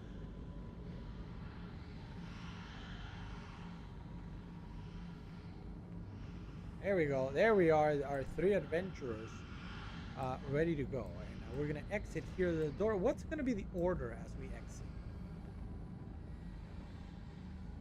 Felix can lead the way through the Axel. Right, the halfling's gonna stay in the back. As you open the door, it opens okay, no worries. It obviously makes a big creak, like hasn't been open in a long time. Dust just falls down as you open this big wooden heavy. Even for a half orc, it's a heavy. It has a little bit of weight to it. A heavy door that you're opening. You can tell it hasn't been open for a long time. But as you open it, dust falls everywhere. You're trying to not cough. And you enter what is a rather large room here. It appears to be a large chamber. It extends over the outer gauntlet of the main entrance. So this is, we're now what appears to be on some sort of second heaven, right? The entrance is probably further down. All right, just to let you guys know. It appears to contain more arrow slits that you see to the north and all around. But you also start seeing, as you come out, really thick, big web, sticky. As you come out, immediately, actually, Felix, as you step out of the door, you're just like trying to get all these webs, spider webs that just kind of like immediately went into your face, away from you. That's what you're dealing with as you're exiting the door. What do you think? Do you want to keep going? As you come out a little bit, let me show you here. Right in front of you, a wall. You can go to the left, you can go to the right. It is dark, but you have dark vision, luckily. You don't see anything except you feel a little bit cold. Remember, you're wet. It's damp inside. It's windy, as we mentioned, and you're covered now in spider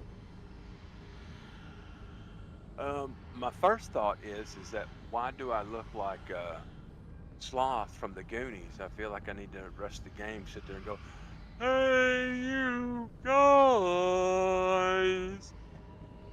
But other than that, because my avatar is not good at all, I think we should go out and take a. Let's go south once I go out of the room. We are gonna go south indeed. As you start going south, you're opening the way for the other two behind you. Kind of, there's just this particular room. The other room wasn't. This room completely covered in thick, thick spider webs everywhere. As you continue going south, you don't see anything again for the time being.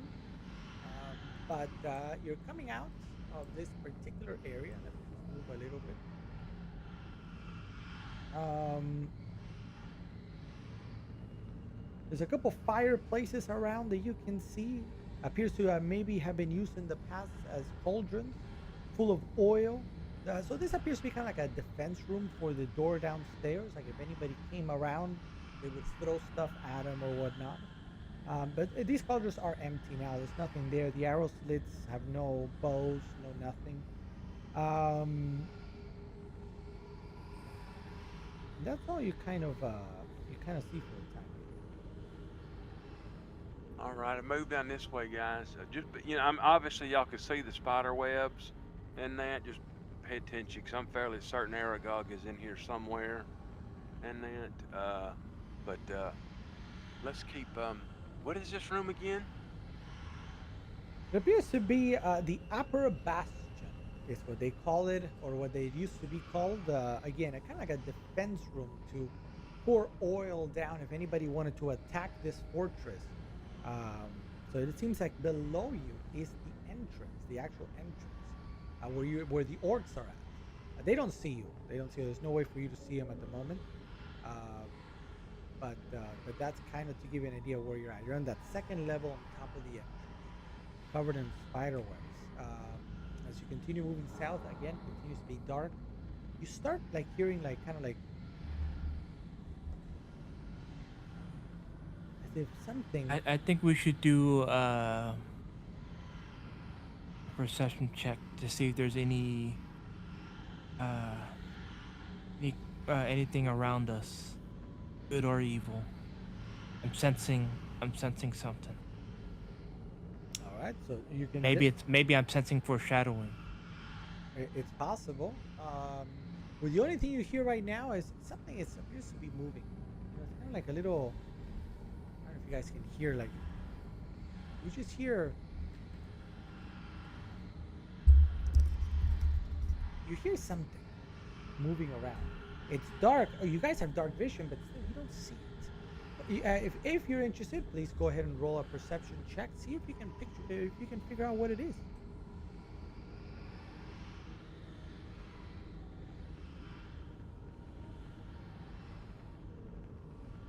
Did you want both of us to roll? And also, hello, Michael Humert from Texas in the chat.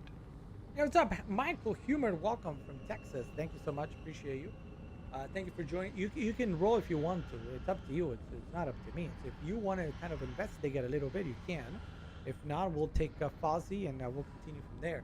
Welcome, Michael from Texas. Thanks for tuning in. My name is Alex. We're doing a little playthrough of Dungeons and Dragons. I don't know if you've ever heard of it, if you've ever played. If you have any questions about any items in the carousel, please let me know. So not great roll. So are we going to keep them, or is anybody going to re-roll, do anything?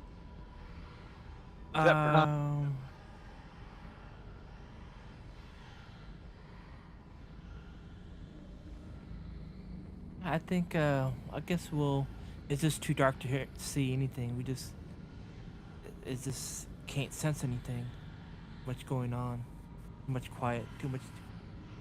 How good is our dark vision? Because I have 120 feet of dark vision. So, what does that actually mean that we have dark vision? Then, if we can't see what's in here.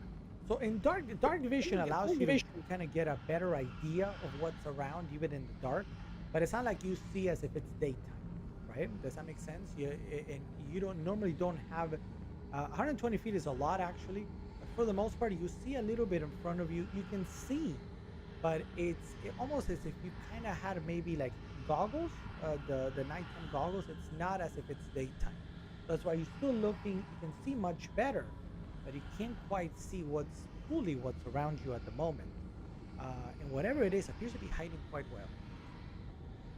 Yeah, I mean we can see, but we still can't see the camouflage.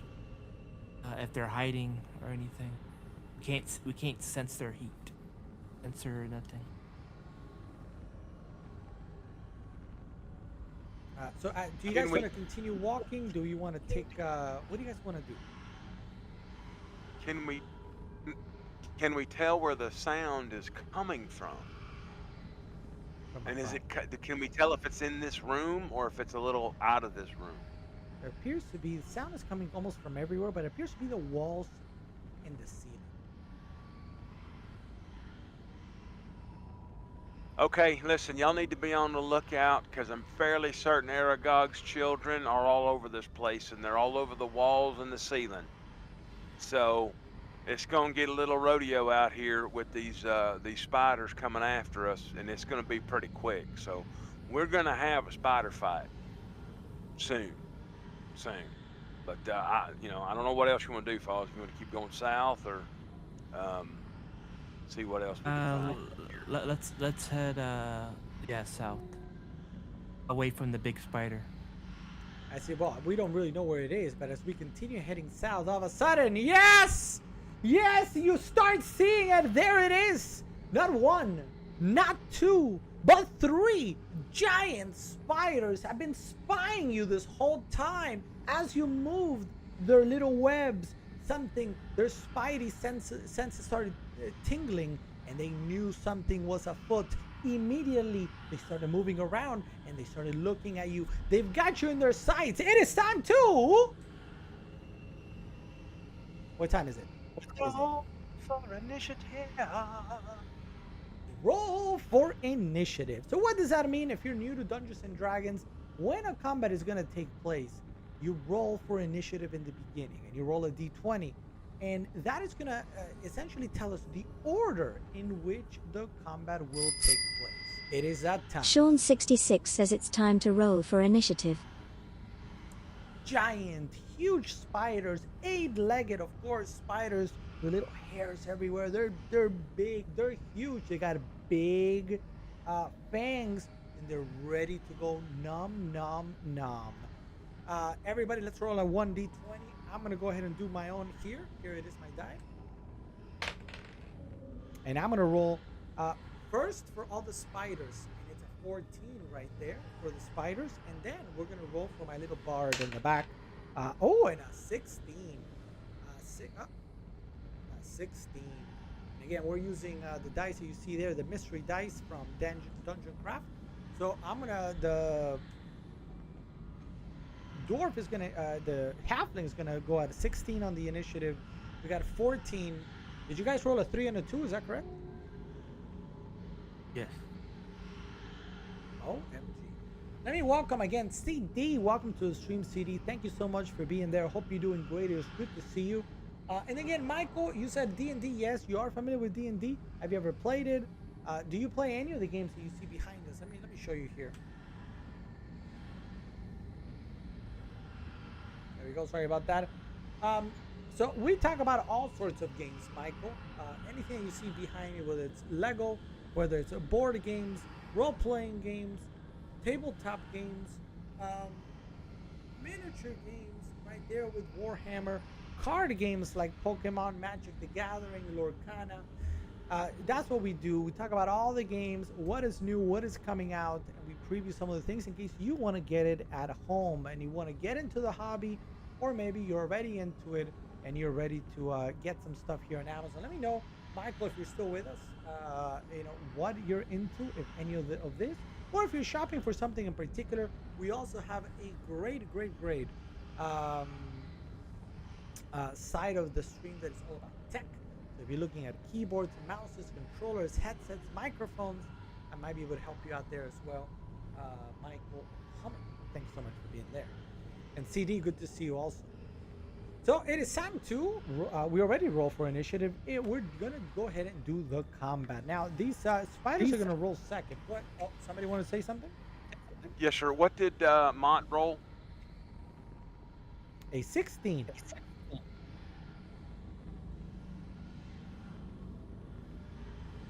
These are, Did spiders roll yet? yeah, they rolled a 14. Okay, so they're all 14. Okay. All right. So let me think for a moment like this. So spiders, they spin very elaborate webs or shoot sticky strands of webbing from its abdomen. Giant spiders are most commonly found underground, making their layers on ceilings or in the dark, web-filled crevices of big locations. Such layers are often festooned with web cocoons holding potential past victims. You don't see any cocoons in this area, so these spiders might be hungry. So we're going to begin with our halfling, and our halfling is a bard. And I haven't played a bard in a long time, so I don't know what we're going to do. Let's see, everybody. Let's see.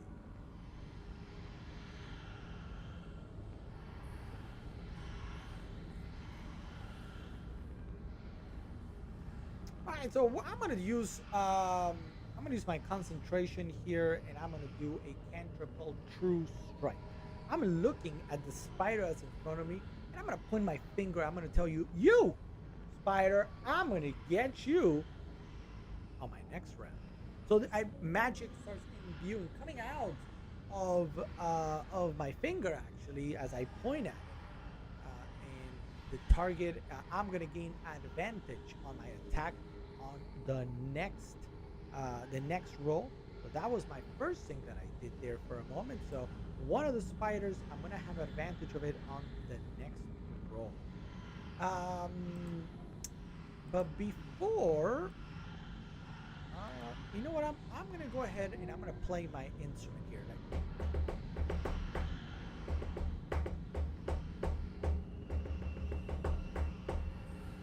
And I have just given some big bardic inspiration to the big fella, big half orc, which means you now, for the next 10 minutes, you have in your power a die right here that is a D8.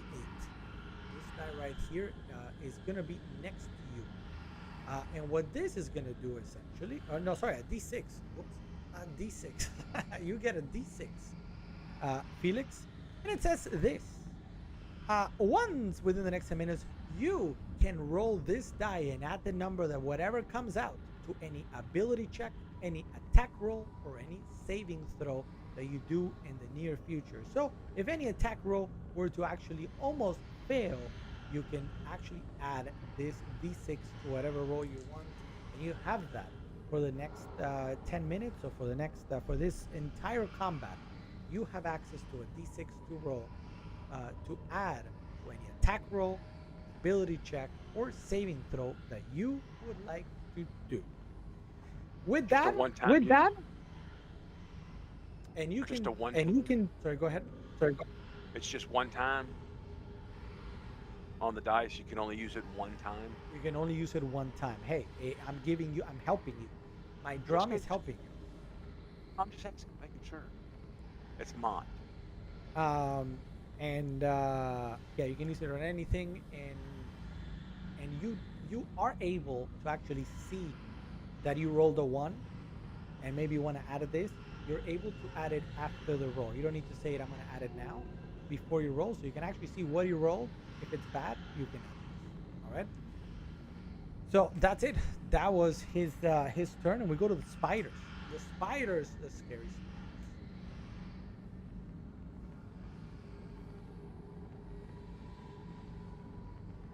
Spiders are coming from all locations, and they're coming. Let's see. They're gonna attack Felix. They saw you as a big guy, and then one is gonna go towards the back there to hit our friend Fasim.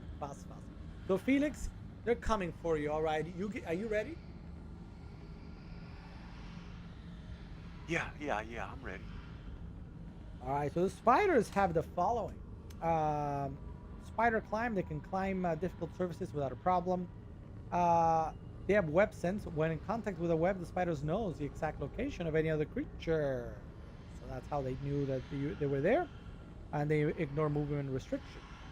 Next up, we are going to be have a bite and a web. The bite is a melee weapon attack, where the web is a ranged weapon attack. So what we're gonna do here, actually, this spider is gonna stay out here.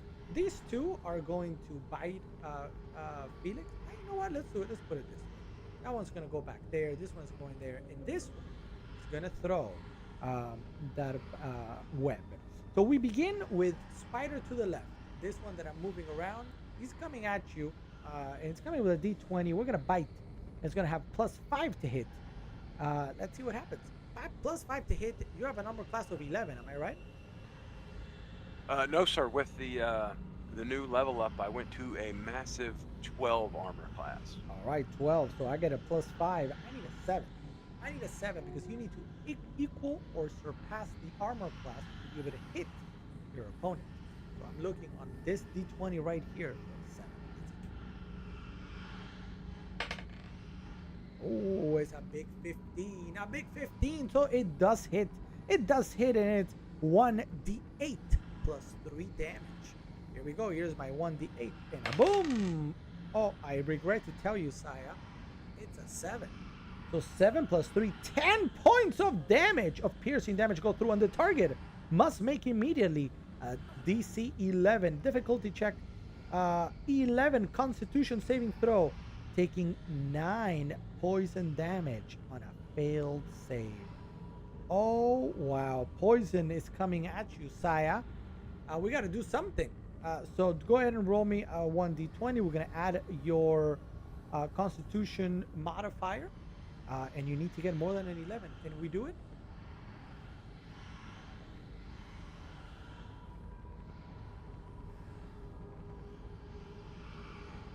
A 1d20. You're gonna do a 1d20. You have a +2. So essentially you need a 9. Roll me a 9. We need a 9. My sheet says a +4 on the Constitution.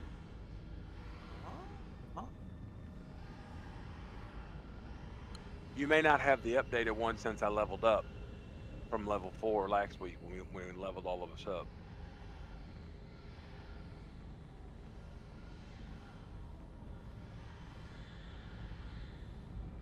But in the Constitution it says a +4.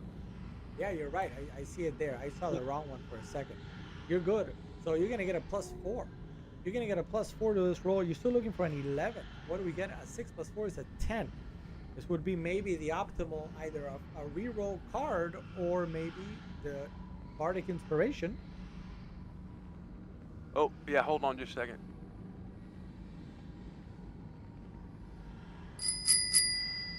Sean 66 grants a +1 to your roll. Not much, but it helps. It's exactly what, in this case, it helps a lot because it's exactly what you needed. If you pass it, you're going to take half as much damage. If the poison damage reduces the target to 0 hit points, the target is stable, but poisoned for 1 hour. In this case, you're going to take an additional 4 points of damage thanks to the poison. So you took 14 points of damage from the spider with its big bite, with its big fangs. That's a lot of damage. How do you feel? I'm all right. Is there a skeeter in around here too? You're down to 36 hit points.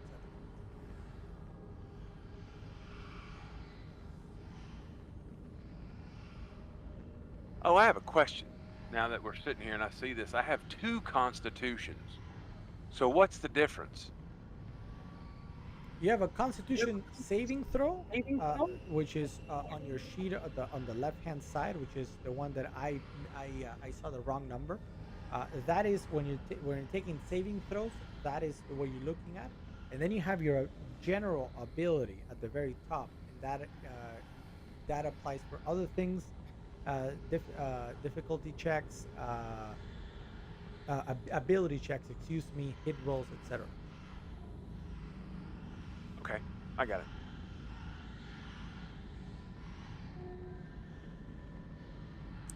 All right, so where are we at? So yeah, so pew pew, and then the other one is going to throw its web. This is a +5 to hit range. The target is restrained by webbing. As an action, the restrained target can make. So essentially, it's trying to keep you in place, and you are unable to escape.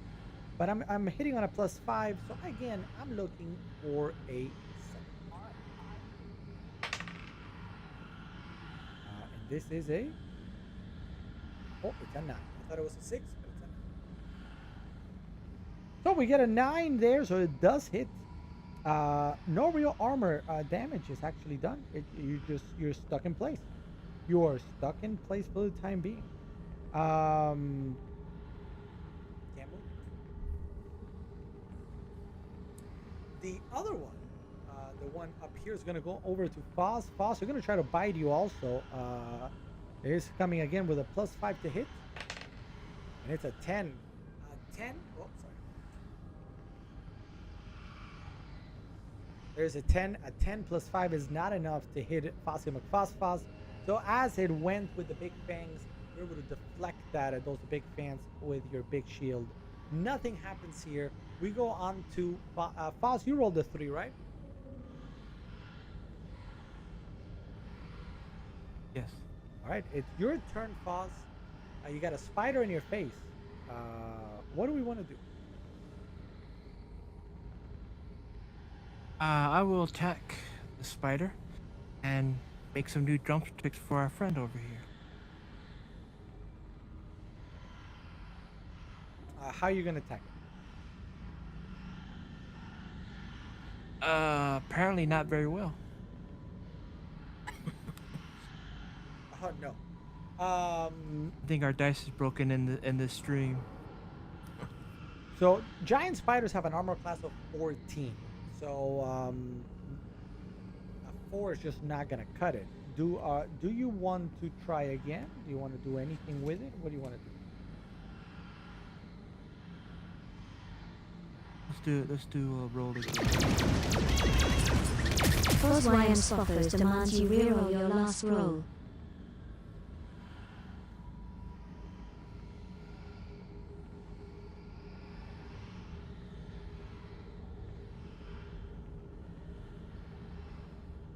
Okay, so that's actually different. So now you are gonna hit, and you did a good.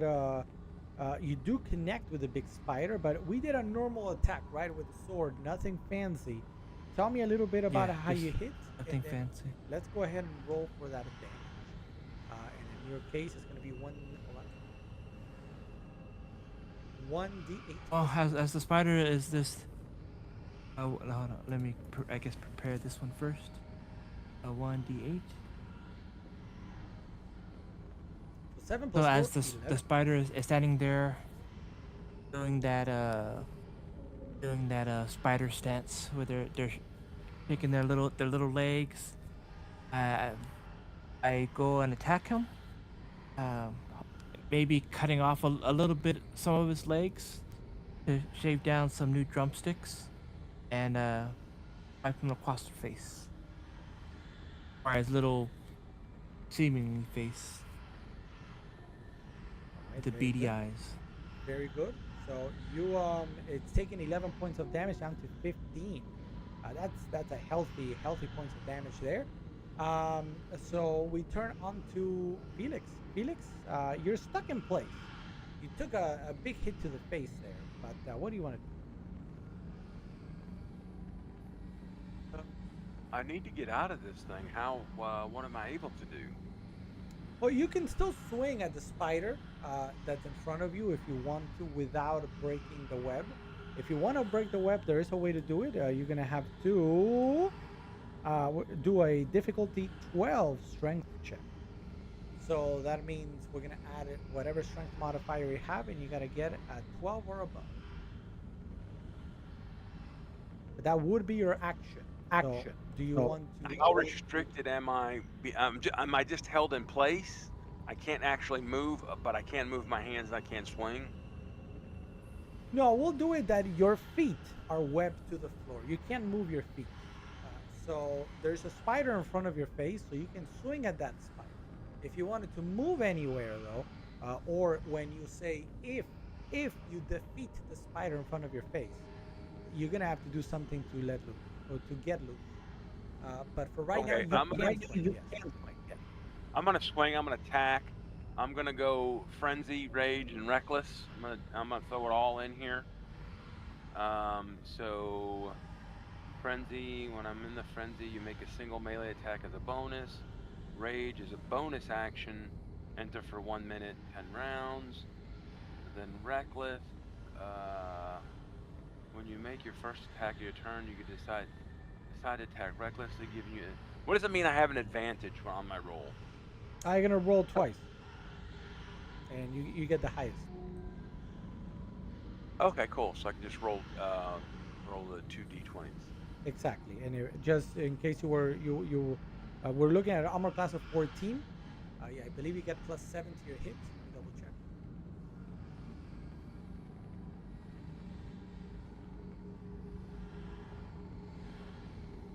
I don't know why I have it written +6. Do you get +6 or +7 For to hit?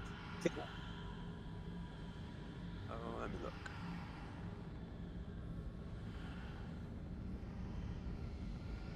As Oh, +8. It says actually +8 on your sheet. oh, Yeah, plus 8 to hit. moved up +8, and then I rolled a 14 and a 16. Yeah, Okay, 14 so and a you 16. essentially you grab the highest one because of the advantage thing. You get a 16 +8. Technically, you rolled a what is that? A 24. So that's more than enough. So you do connect with the spider.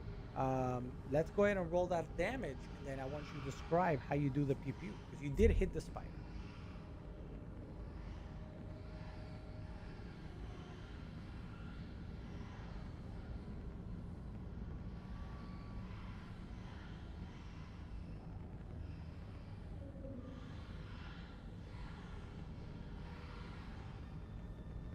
One d10 +6.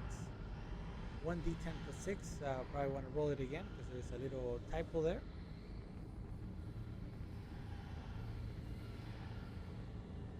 Oof. 16 points of damage. That's the absolute maximum you can dish out. How do you do it? What's the size of this room? Is it real tall? I mean, how high is the ceiling in here? It's big. It's big. Okay, I'm bringing this two-handed overhead, and I'm trying to bring it right down and split them beady eyes of that little joker. I want to split them eyes in half in there, and I'm bringing it straight down on him, just straight, just overhead, just all my might. Pow! And as you do, you take 16 points of damage off the target. The spider is very much wounded, but still alive. As we go on to turn number 2. Now, in turn number 2, we're going to go through the same initiative order that we had before. That continues throughout the combat. So our little halfling bard is going to go first. And the bard is saying, he's going to go ahead and... what are we going to do, bard? You know what? I'm going to throw...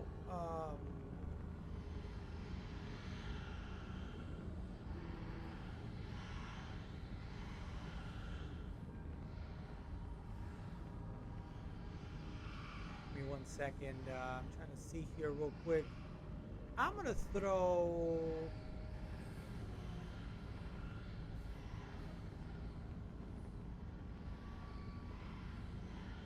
Sorry, I'm just trying to see what do I even have? What do I have equipped?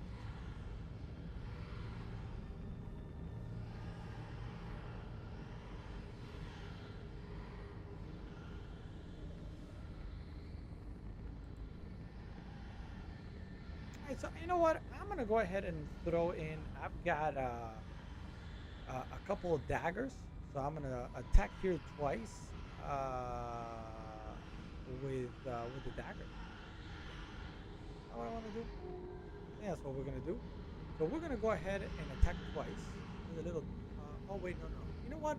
I changed my mind. I'm gonna shoot at it with a crossbow. That's what we're gonna do. Shoot at it with a crossbow. I have +2 to this roll right here. Let's see how. Oh, you guys can't see that.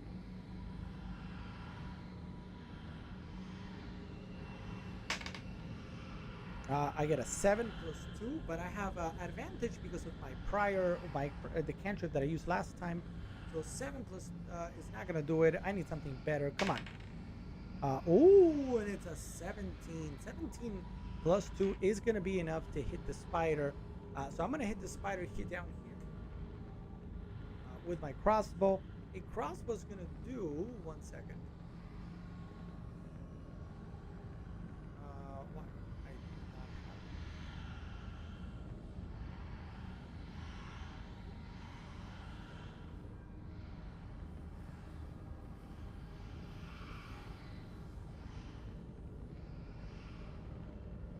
There we go. I got the crossbow in. Great. Of course, I can't see. Go me. Go me. Oh, sorry, guys. 1 second.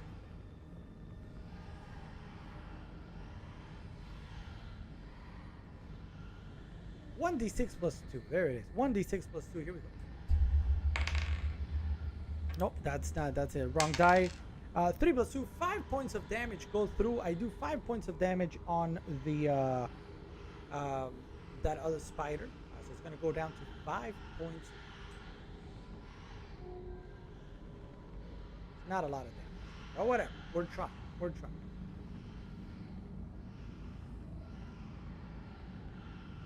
What spider is this? Mont is attack still? Yeah, I hit the spider that was hitting you, and we did a little bit of damage, but not a whole lot. That's some. That's some. Is it the same spider I hit Yes. also? Okay, so minus another 5 from it, so it brings it down to 11.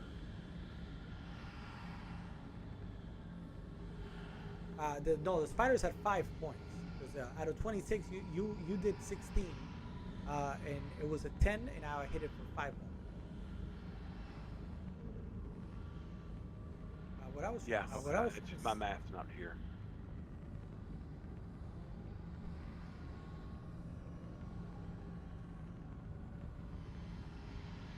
I could have done something else. All right, well, whatever. It is what it is. Let's keep it going.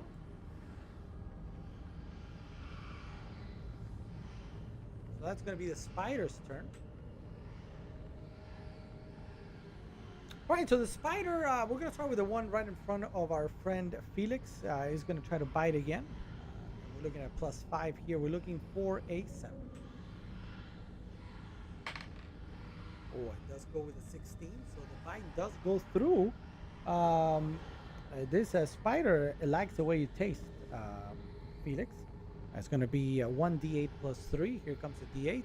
Where are you, d8? 1d8 plus 3. And it's a 4. 4 plus 3 is 7. 7 points of damage go through for Felix. Felix, that brings you down, huh? Yeah, a little bit.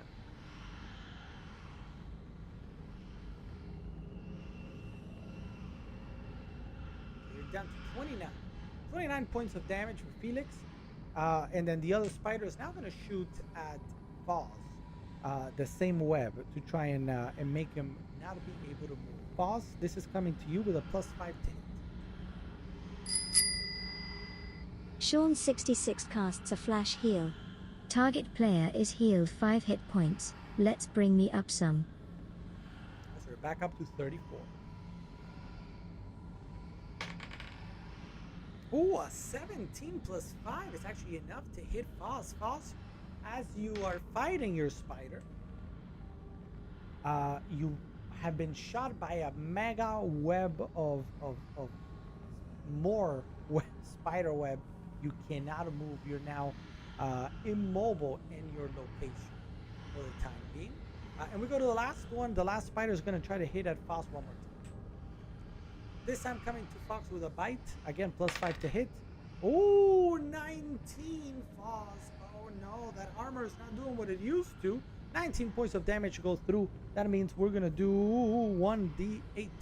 1d8 plus 3. Here comes a 1d8. Oh, and it's just 1 plus 3 is 4 points of damage go towards Foz. Foz, it bit you, but you have a lot of armor, so it wasn't that big of a deal. But 4 hit points are going to be reduced.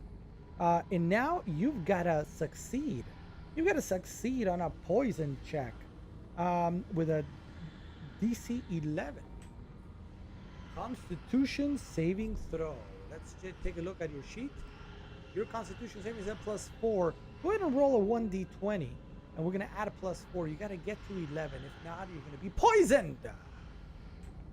Roll a what? 1d20. A 1d20. Uh-oh. Uh-oh. You would be poisoned and take 9 points of damage. Addition. What are you thinking? Do you want to roll it again, or do you take the 9 points?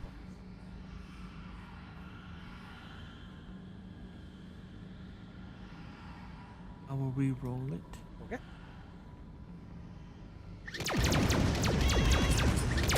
YM Spoffos demands you reroll your last roll.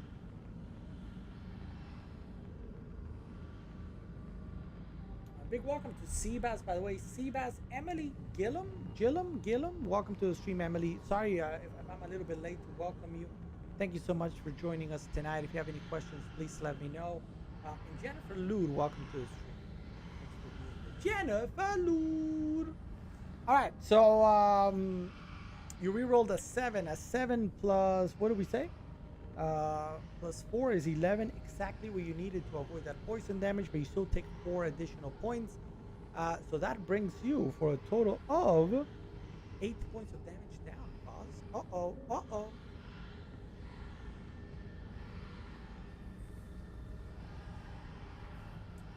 Alright, that is it for everybody. So now it's your turn, Foz. What do you want to do? You have all your spell slots, you got everything. I will smite the spider in front of me. Are you going to be using a smite as part of your weapon attack? That's your class, your paladin skill, or are you going to use the spell Thunderous Smite? I will use the attack on an attack. Which I think they both use the same one. So starting at level 2, when you hit a creature with your melee weapon, you can then expend 1 spell slot to deal radiant damage on the target. So first we got to hit. Remember, that's an armor class of 14. So go ahead and roll a 1d20, and we got to, plus your modifiers, you got to get to 14. If you do, then you can do a Divine Smite. Let's see. Oh, you guys can't see that. Whoops. Was that the 12? You just rolled that, right? Yep. All right, so you do connect. You do connect. Do me a favor first. Roll the damage for your weapon. You hit the spider, and let's roll that damage first. And we're gonna consult the Divine Smite. Here comes the damage. How much damage was Foss able to do? 8. Oh, wow. And it's 8 plus, hold on a second.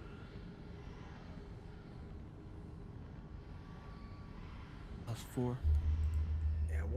Yeah, 8 plus 4 is 12. So you've already done 12 of the 15 remaining. Do you want to do your Divine Smite? We would spend a spell slot to do 1d8 additional damage. Yeah. No, 2d8. We'll do one more hit. Use 2d8. I'll use the 2d8.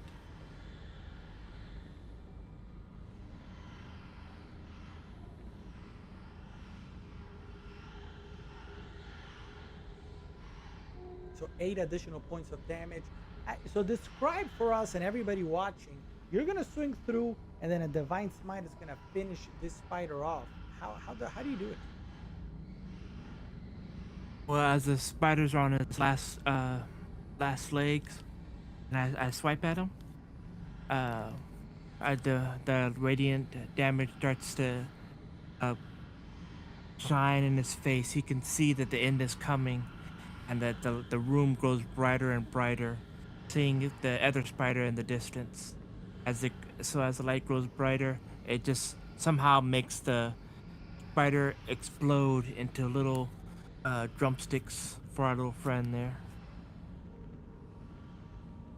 All right. And the spider lets out a little squeaky squeak, spider squeak. So you're able to take down that spider. You're still rooted in place with the web. You've done your part. What do you want to do, Mr. Felix? We come to you. You have a spider that's almost a goner in front of you. You want finish it off, or maybe you want to try to break free to go after the other one? You tell me. Okay, just check the one over there at the top, the one on the top of the page by Foz. That one's dead, correct? Correct. Yes. Correct. Yes. And then the one in front of me only has 5 hit points left. Correct. Correct. And then the one on the bottom right, like the south east, that one there has full thing and has not been attacked or has attacked anyone yet. That's the one that's throwing the web, and remember, you and Foz are immobilized. You can't move unless you break the web, for which you need to do a strength check and beat a 12. Okay, well, I'm just gonna attack the first thing I'm gonna do is attack the one in front of me, and I'm gonna attack that because I should be able to attack it. Then as my bonus action, I could try to break free. Correct? Yeah, we'll allow that. Yeah. Okay. So depending on how this goes, my first thing is going to be attacking this one in here, trying to finish him off. So I'm going to roll my d20. Sounds good. So let's roll that 1d20. Let's see, do we hit? Again, the armor class of the giant spider is 14. But our friend here is hitting with a +8. He needs a 6. Can you get a 6? He gets a 19. Huge. So you do hit, and just roll it for the funsies. You're gonna take it out anyway. Are you? No, you are, because it's +4. So you are gonna take it out. Describe that for a moment, and then we'll move on.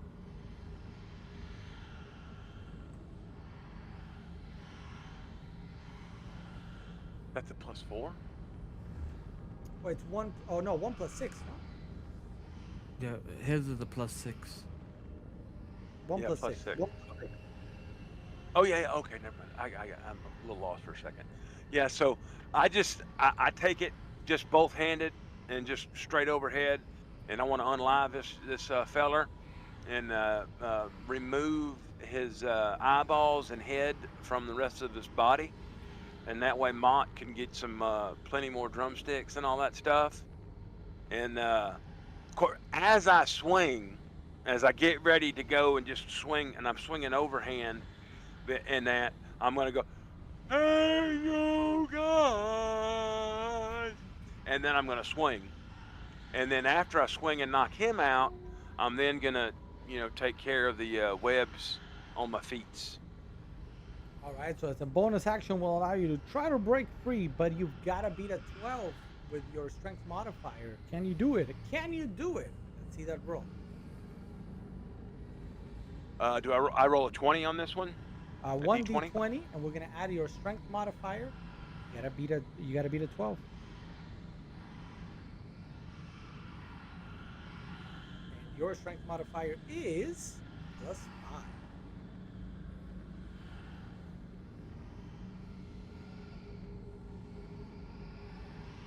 You need a 7. Oh, it's a 2. Okay, let's think about this. You could re-roll it. Okay, because you also have the bardic 66 inspiration demands still. you reroll your last roll. But you did the re-roll. Remember, we cannot re-roll a re-roll. So let's see what comes out on the second one. We are looking again for that 7. You get a 7? You get a 12. Yes, you are able to break through. You are now free to move around the cabin. Do you want to move? Yeah, I'd like to go ahead and move towards the spider in the southeast corner of that room. All right, very good. And that's going to end the second round of combat. We go to the third and maybe final round of combat. And our bard, again, is going to move a little bit closer here. And he's going to... What is he going to do? He might as well do some sort of damage, right? Our bard is going to go... Actually, nothing makes sense. What little bard has. He needs more things.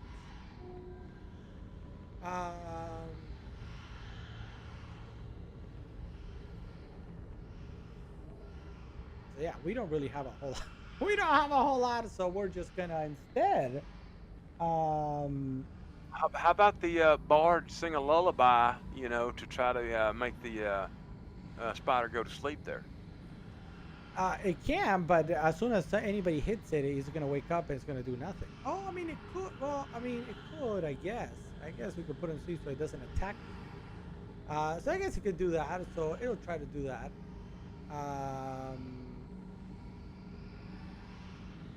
So we are going to. I need to roll a d8. So a 5d8. 5d8, it says, for the number of hit points that I can put to sleep. So I'm going to roll the d8, which I have right here. 5 times. I got to be at 26. Let's see. So everybody, let's do some math together. 1, 2, 3. We begin with a 2. Not a good start. So 2 plus 3. It's 5. 5 plus 6 is 11. Come on, I need big numbers. 8! 11 plus 8 is 19. I need a 7 here to be able to put it to sleep. Come on! An 8! Oh, man, Damon! So here we go. As I'm looking at the spider and I start playing my drums.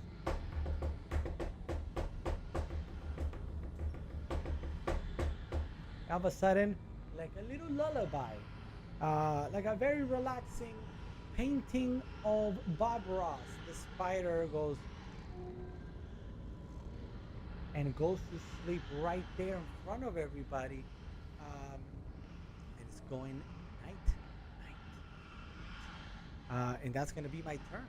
The spider's turn comes in. She's asleep. She can't do anything. We go to Foss. Foss, what do you want to do? I will try to break myself free. Hey, Emily Gillum, welcome to the stream, Emily. Thanks so much for being here. We're doing a demo of Dungeons and Dragons. That's what you're seeing live here.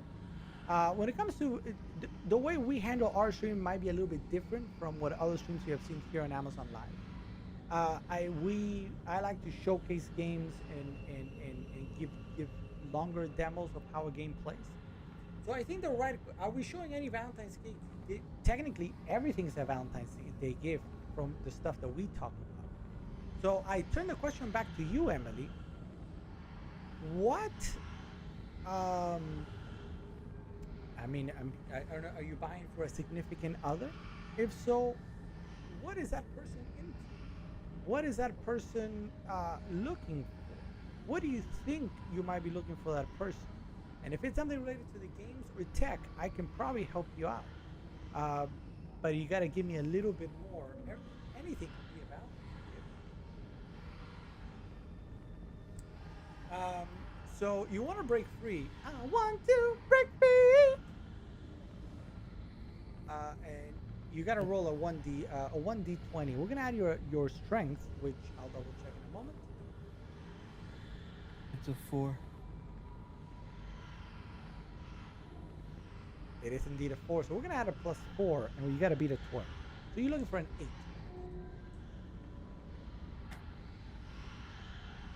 8. I think the system's die is broken. That is not very good. Do you want to re-roll? Do you want to do anything, or do you accept it? I will accept my fate. As you go down to try and break free from that web, the web begins expanding. All of a sudden, you've been cocooned into a cocoon of spider web. You can't move, not even your arms. You are immobile. And that is where we leave Fossy McFossfoss. We go over to our friend Felix. Felix, your turn. All right, yes, sir. I'm going to attack the fella right in front of me with my magical great axe, two-handed. Let me get my roll on. Go for it. And remember, you are raging, so you're gonna get extra damage there, and you're also frenzied, so you're gonna attack twice. As you do that, go ahead and roll for a second. I want to ask Emily. Emily, you're asking. I'm not sure what to get him. So you gotta give me some sort of something, and I can talk for hours on what to get him. But what is he into? Does he like computer games? Does he like video games at all? Does he like card games? Does he like role playing games? Does he like board games? Does he like Lego? Does he like video games? What is he into? And we can go for it. So let me know. You rolled there. Your hold on. You rolled 2d20s. Just to confirm, it might be correct, but I want to double check. What is what there? Didn't you tell me to roll 2 of them, or just roll 1? Well, tell you what, so yes. So as a frenzy, because of the frenzy, you do an extra attack. So, but first we go to the first attack, which was a 6. A 6 Yes. plus 8 is 14. It does hit. It does meet the same armor class level, so you do hit. From there, we actually first do the damage of that. So you're looking for that 1d10 plus 6. So let's roll that 1d10 first.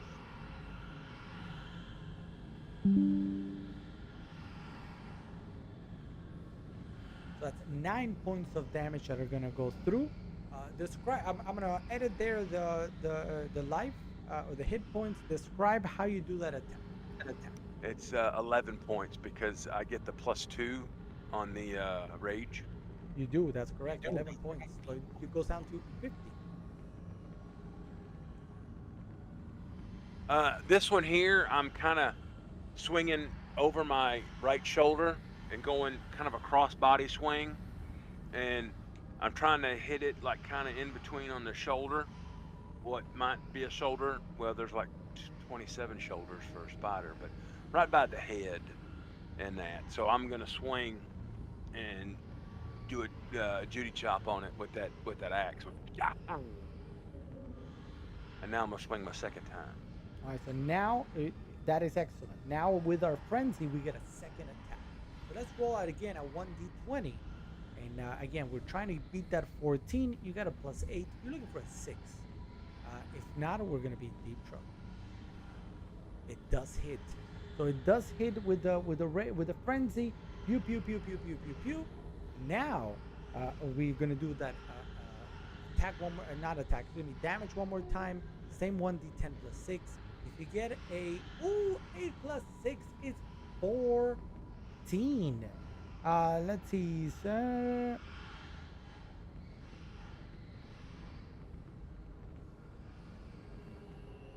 To the damage roll.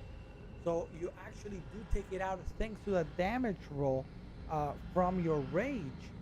You take it out completely. So these 2 swings in your mega rage are able to take it out. Describe for everybody watching. How do you do these? I pulled that sword, that axe back, and then that second one, I just went to the same spot, and you kind of hear the squish as it went in there, and it splattered in there, and it dug, and it just about, I mean, my axe was completely buried in it. You couldn't see nothing but the handle and me holding on to it, and it didn't split it in half, or there's 2 pieces, but there was like it kind of like one of them hot dogs that been left in the water too long and split open. That's kind of what this fella looked like right here after he got done, and it just like,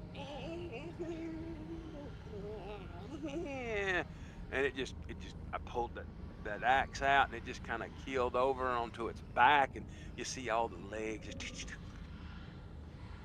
just a twitching in the air, and then it just stops, and that's it. And then at this point, we got to go. Me and Mott got to go over there and help Foz to get out of his cocoon. That is correct. The cocoon can also be destroyed as armor class 10, 5 hit points. So I'm gonna go first, and I'm gonna try to hit it with my with a dagger, with a dagger, I guess. I'm gonna roll 1d20. Let's see. It's a 17. It does hit. And I'm gonna do a 1d4 plus 2. Where are you? 4 plus 2, and it's 3 points of damage. So I hit it once, it did a little bit of damage, and I'm gonna hit it with my rapier also on the back end to try and bring it down, and I get a 1. So I'm unable to hit it. Are you able to finish it off, or do you want to try to finish it off, Foz? Am I able Can he to? do anything while he's in the cocoon? Oh no, he's in the full cocoon. He can't do anything. Yeah. You got to do it. So it's me. I gotta swing at him. I gotta roll a d20. 1d20, and you need anything except a 1. Anything except a 1 is going to hit it.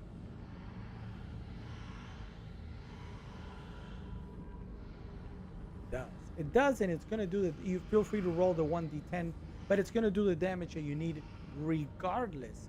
So as you do that, Foss, you're finally coming alive. You're out of the cocoon. You have made it. How was that experience inside of the cocoon? I took a nice little rest. It's been a very long journey, and I need a nice little nap. And now I feel refreshed. All right.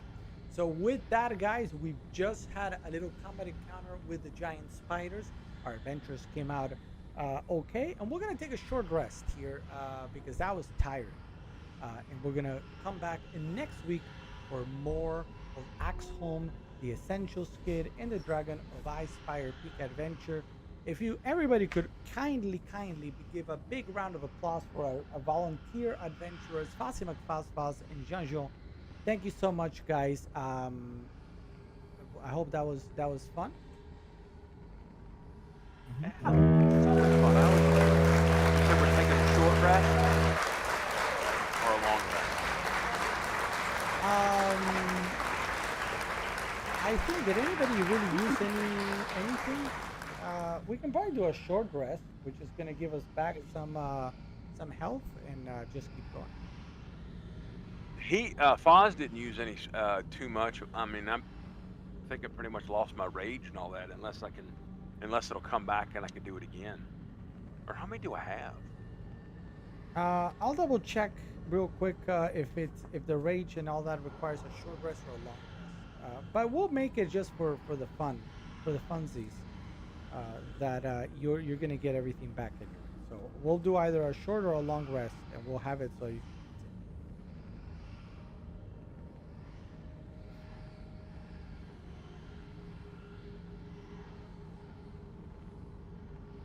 Okay, that works good.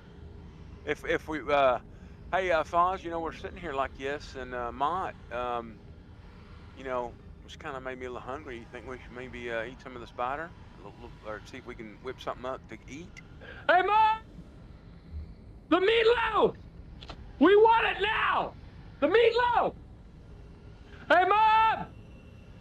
The meatloaf! The meatloaf? We want it now!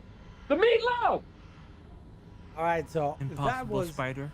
a spider meatloaf. That was a little bit of Dungeons and Dragons live on Amazon Live, and Twitch and YouTube. So I hope you guys enjoyed that. We're gonna come back to Axholm in next week, and it's a longer dungeon.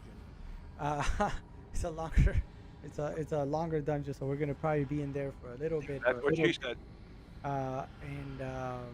Anyway, so that's gonna be that. A big thank you, guys. I'm gonna get off here. Discord. Thank you. You guys rock as always for playing with us and allowing us to demo D&D for everybody else. Thank you.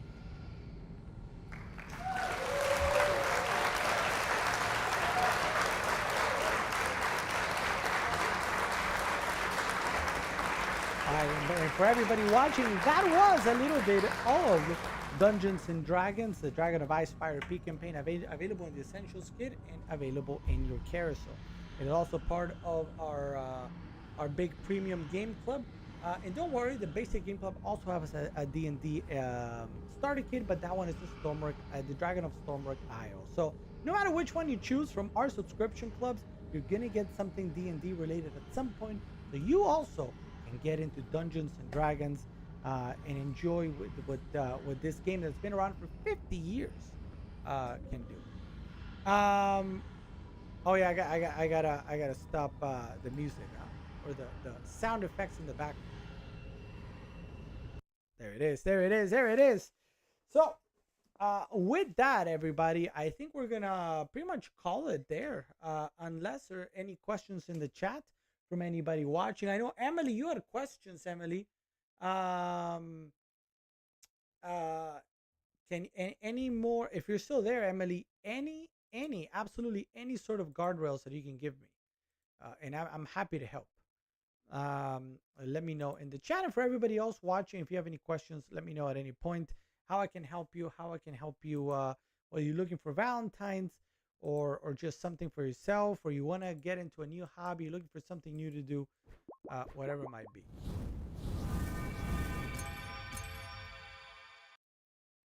Let me know in the chat. We'll be back tomorrow 9 p.m. Eastern for another fun stream. Maybe we play some game. We'll figure it out. But for now, just gonna wait an extra couple seconds to see if indeed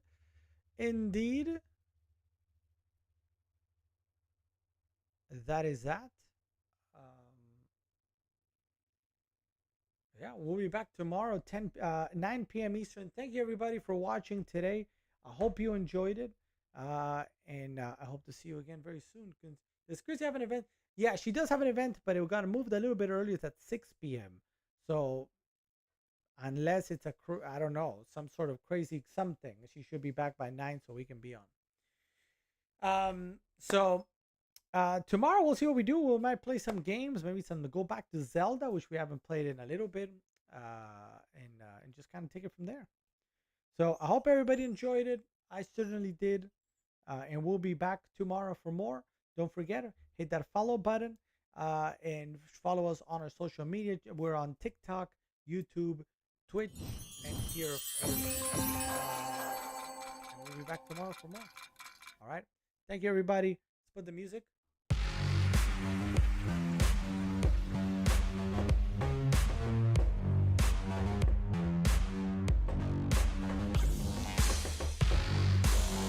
Bye, guys. Thank you. Woo!